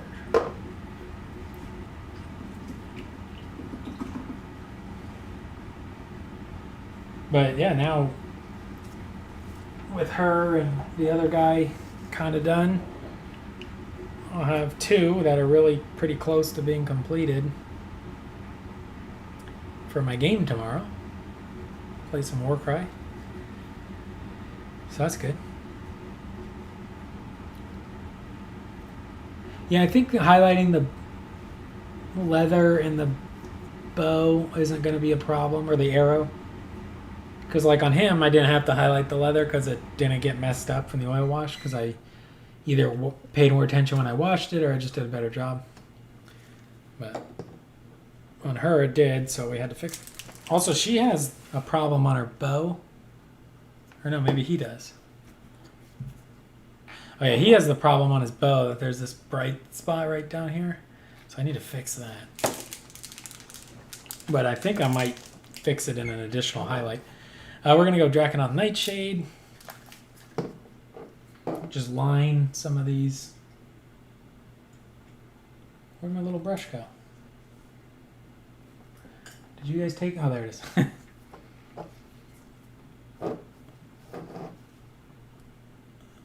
Basically, just going to line behind the knee here, where the knee meets the knee pad.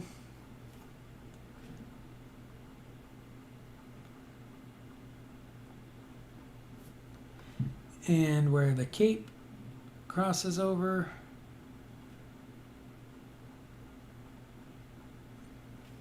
The pants.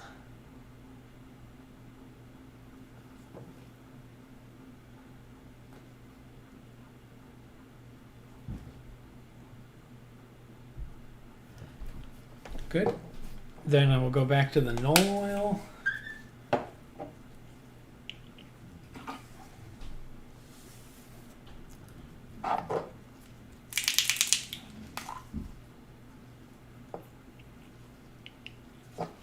And this one we used to line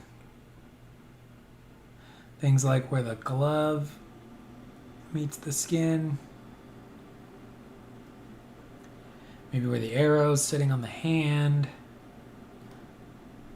In between fingers.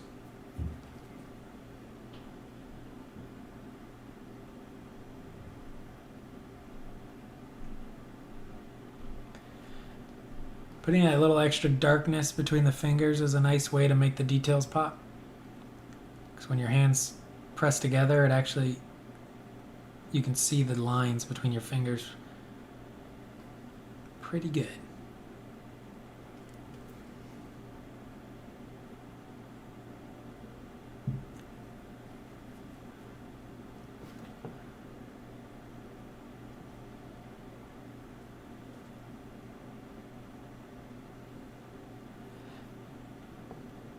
Oh, you know, I don't think I actually did it on the bottom of her, or the other one's head.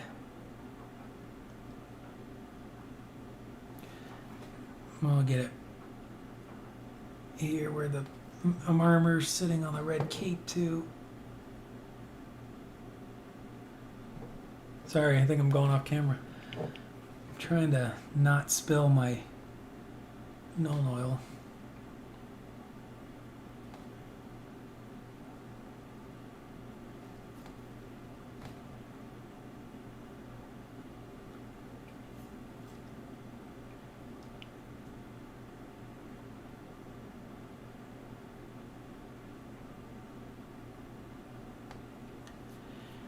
And I think that looks pretty good.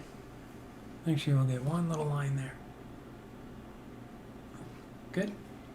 And let me go back on the other one. And I just noticed there's this nice spot for a dark highlight, and that's right where the head and the neck meet. Can you see that?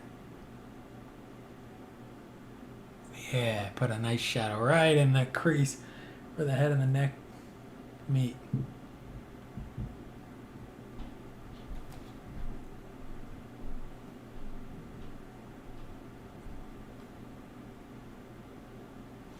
That'll look nice. Then we go to the Coelia green shade. Let's go right here.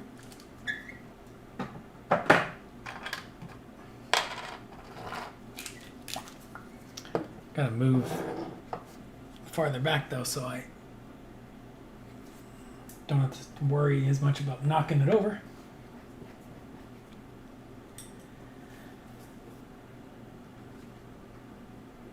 gonna load it up pretty good down here. I just want to, yeah, there we go. Just darken it in. Try to make it disappear.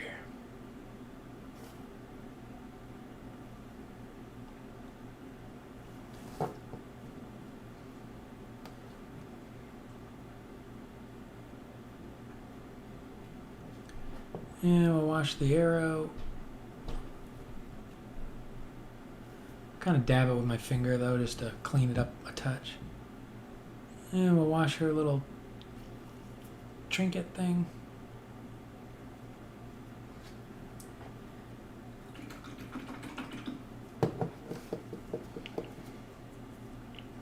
And I'm not 100% sure she should.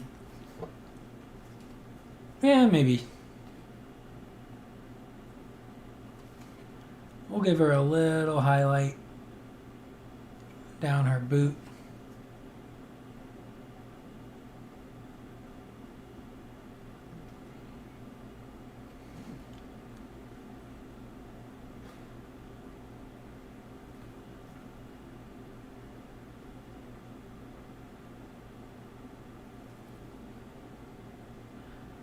Maybe a little bit on the inside of her calf here. And this one should be pretty dark, but I'm just going to give it a few taps.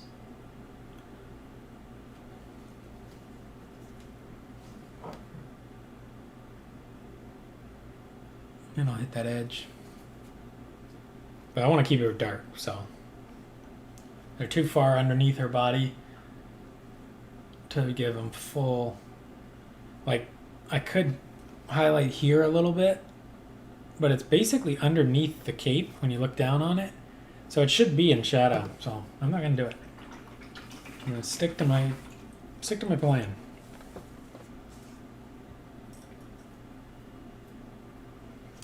Let's go to my contrast Blood Angels Red.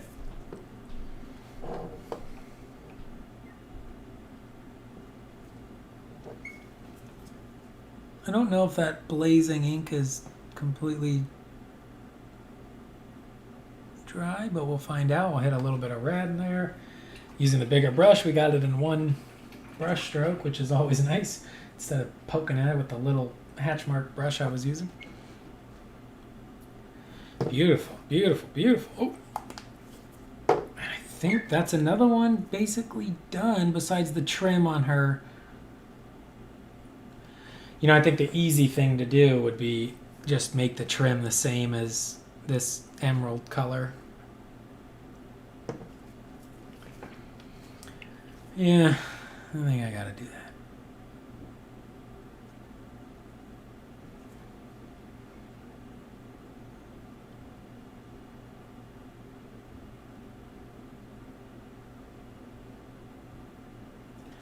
But I'm almost gonna just basically highlight the trim with this emerald color, not fully base coat it.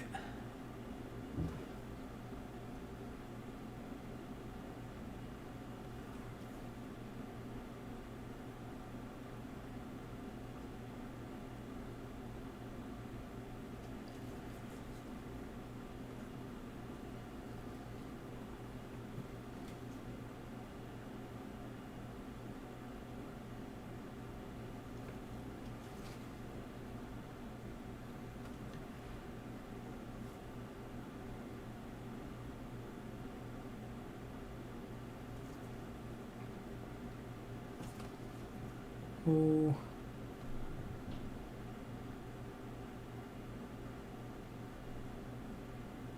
See, that's where you really risk losing the illusion, is when you put a bright color in a really dark spot. It's almost better to not maybe touch it at all, but I can see it. So, ugh, what the heck did I just do there? I really got sloppy on that. I was like, oh, I'm done. Let me just not look where my brush goes flying. Cool. So yeah, just a little bit of a highlight to that trim, but it's almost unnoticeable. Just enough to say, hey, I saw it. I did something. I didn't do much about it, but I did something about it.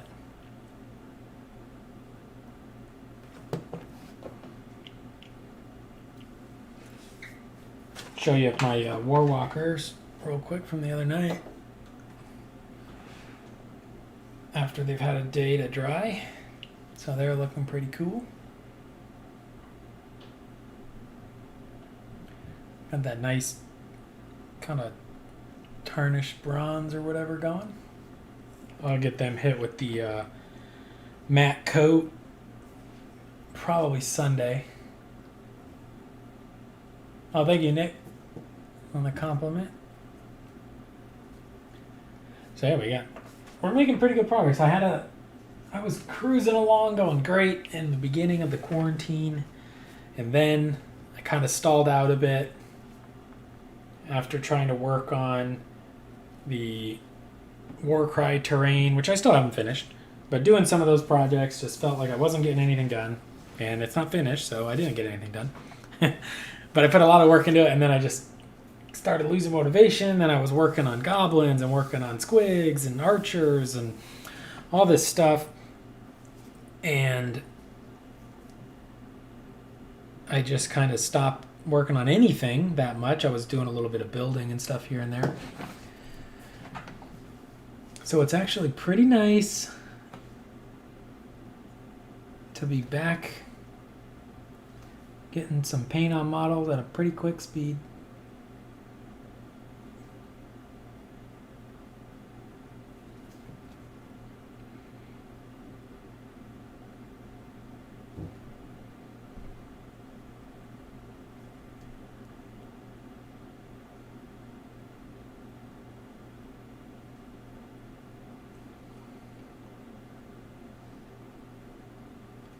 I mean, not quick, but you know what I mean. Stuff's getting done.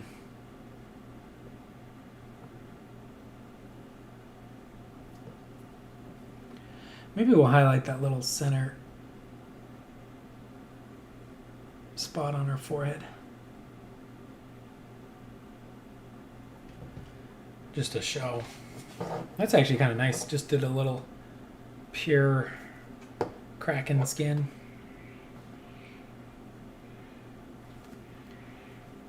Do it on him too. Just to give it a little bit of a brighter forehead dot.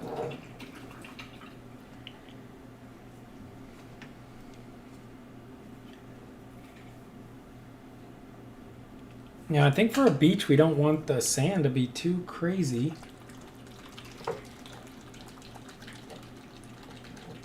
So I think we try Skeleton Horde as the wash. But you know, I might actually wait on washing the bases.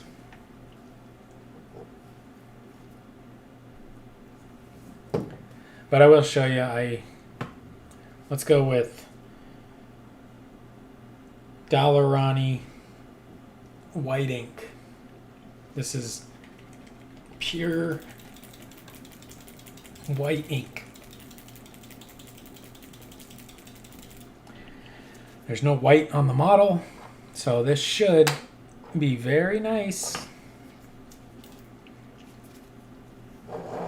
Even the colors I lightened them up with, you know, this off-white blue and this pallid witch flesh. So never did I actually use any white, even for lightening the colors. So now we'll put a little, maybe get a little dot of white ink. Get the pointiest brush we have, which actually in this case isn't. This 00 ghost brush is just about as pointy as any other brush I got. Let me make sure you can see that.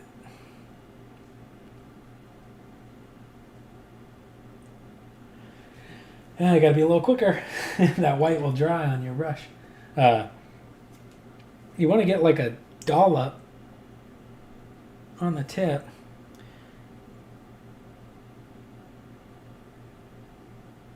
And you want to try to put it right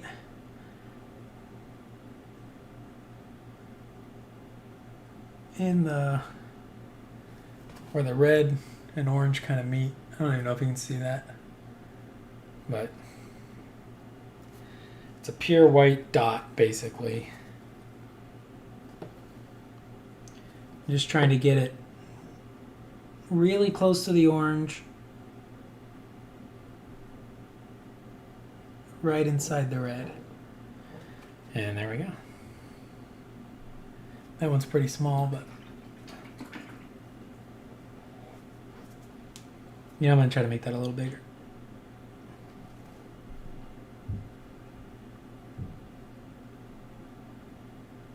There we go.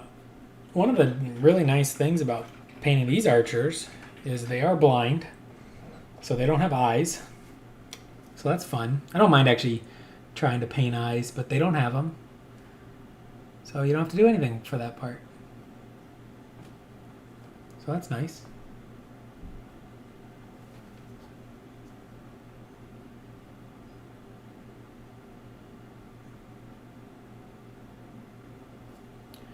Just putting a few more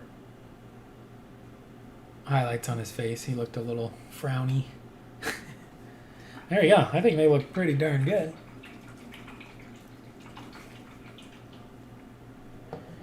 All we got to do is figure out, you know, I think actually, I mean, that chalkiness, I think, went away by just putting that. I mean, maybe it's a little there. It's definitely less noticeable, though. Oh, yeah, we got to do the trim. Ugh. What is that?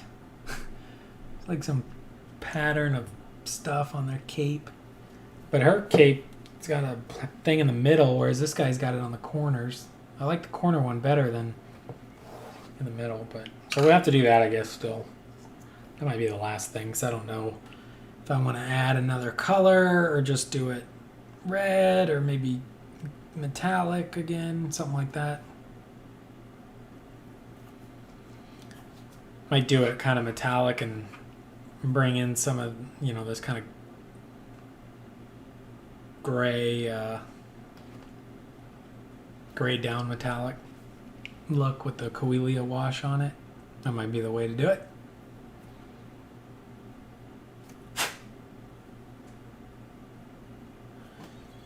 But I think that's it. I think we're...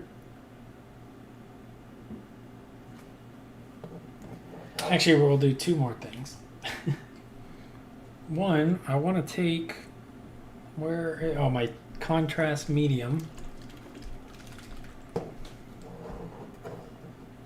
And... So this model had it really bad with the frosting in the recesses.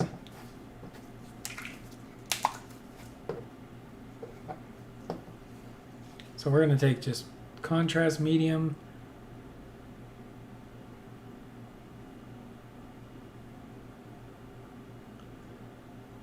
And paint it in those recesses.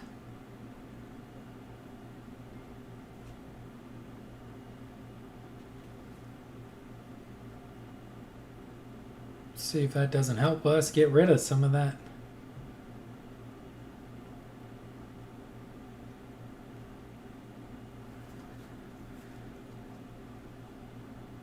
So we'll let him dry. Hopefully that doesn't take too long.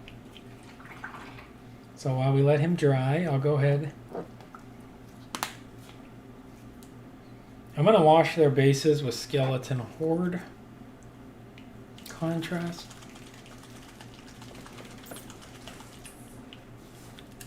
I know this one's really subtle. I think this one's really subtle. And if I don't like it, I got options. It'll be easy to just add another wash or paint right over it. Again, with that sand color. So we're just going to go straight from the pot here. Using a size 6 ghost brush that I've used for like oil washes and stuff. So it's definitely been through the ringer. You can see it's getting a little beat up now, but still going strong. It's a good oil brush and wash brush now, so Still nice. I'm gonna go pretty heavy with this because I plan on dry brushing it back out. I'm gonna cover the shells too, even though I plan on painting them.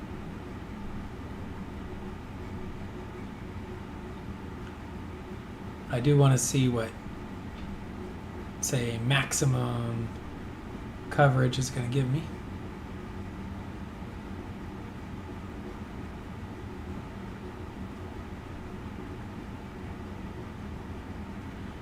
Yeah, I didn't want to go Agrax because I figured that'd be too dark for like beach sand.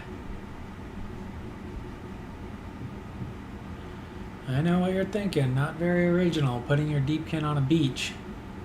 But mine have shells on their base. Which I think other people have done as well.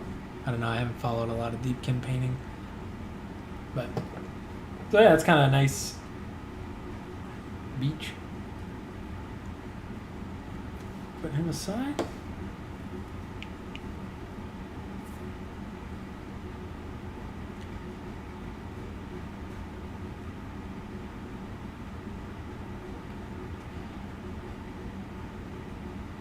Doing like a sandy beach too, there's room to maybe try out some like dry pigments. I don't know if I quite have a color for this or if I even want to deal with them. They're not terribly hard to use, but I might, but that's later. That'll be like a finishing move, finishing touch. I think finishing move is from, what's that podcast? Forge the Narrative. They have that. Finishing moves. Or Mortal Kombat.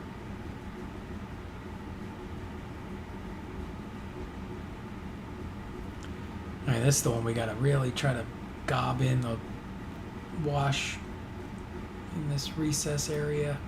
Just because it's really gonna be hard to get to and paint. So we're not going to paint it, we're just going to say it's dark.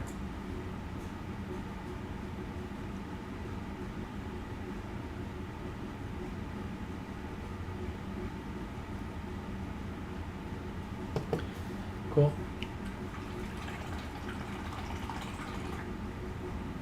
Old trusty number 6 beat up ghost brush. Still going strong. Now a perfect wash brush. With still enough of a point that I can actually control my wash pretty good. So there they are with the wash. I'm not going to get to dry brushing the bases or anything during this one, but probably leave them at this stage maybe until they all get to this stage.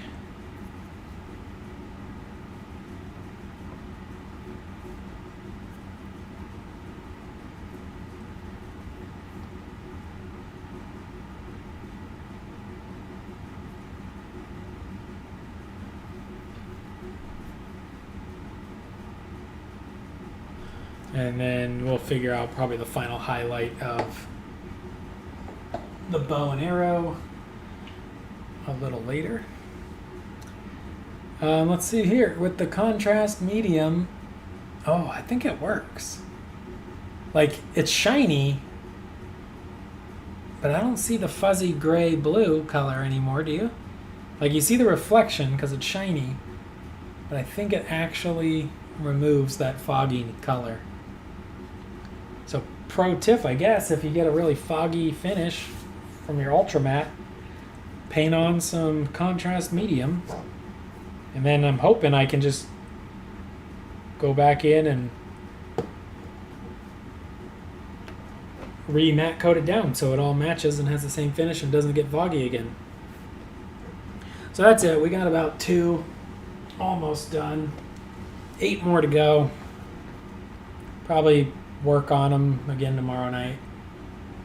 But I think they're looking pretty good. And honestly, with all this second one here, I mean, she went, what, 15, 20 minutes, and he was like an hour, right?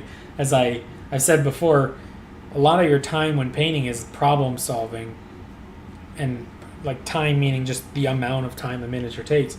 It's It's problem solving. So I was problem solving on him, which colors I wanted to use, how I want to approach this, which highlight, this, that. And then on her, it's just boom, boom, boom, boom, boom. Good to go. We already have solved all the problems except for the trim, which we just decided was just going to be half-ass. I may highlight that trim. Just saying it out loud now, I know that I will. But we'll probably highlight it with a slightly different color than this kind of emerald green, just so it doesn't quite exactly match the feathers and the tassel. But all right, guys, thank you so much for watching. It's about almost 4:30 in the morning here, so it's time for me to try to wind down and go to bed, because in about 9 hours or so, I think got a friend or two coming over to play some Warcry. And now I got my 2 archers ready to shoot them in the face. So, perfect plan. Thank you so much for hanging out with me in the chat. Always fun. I do this in the chat, or I do this on the stream just so we can chat while I paint. Because if not, I could just be listening to an audiobook or something. Please hit the like button if you enjoyed it. Please comment. If you're looking to pick up any ghost brushes, please click on the links in the description below of any of my videos. I also have affiliate links to other products on Amazon and stuff if you're looking for hobby products and things. And that's it. Have a wonderful weekend, guys. Talk to you soon.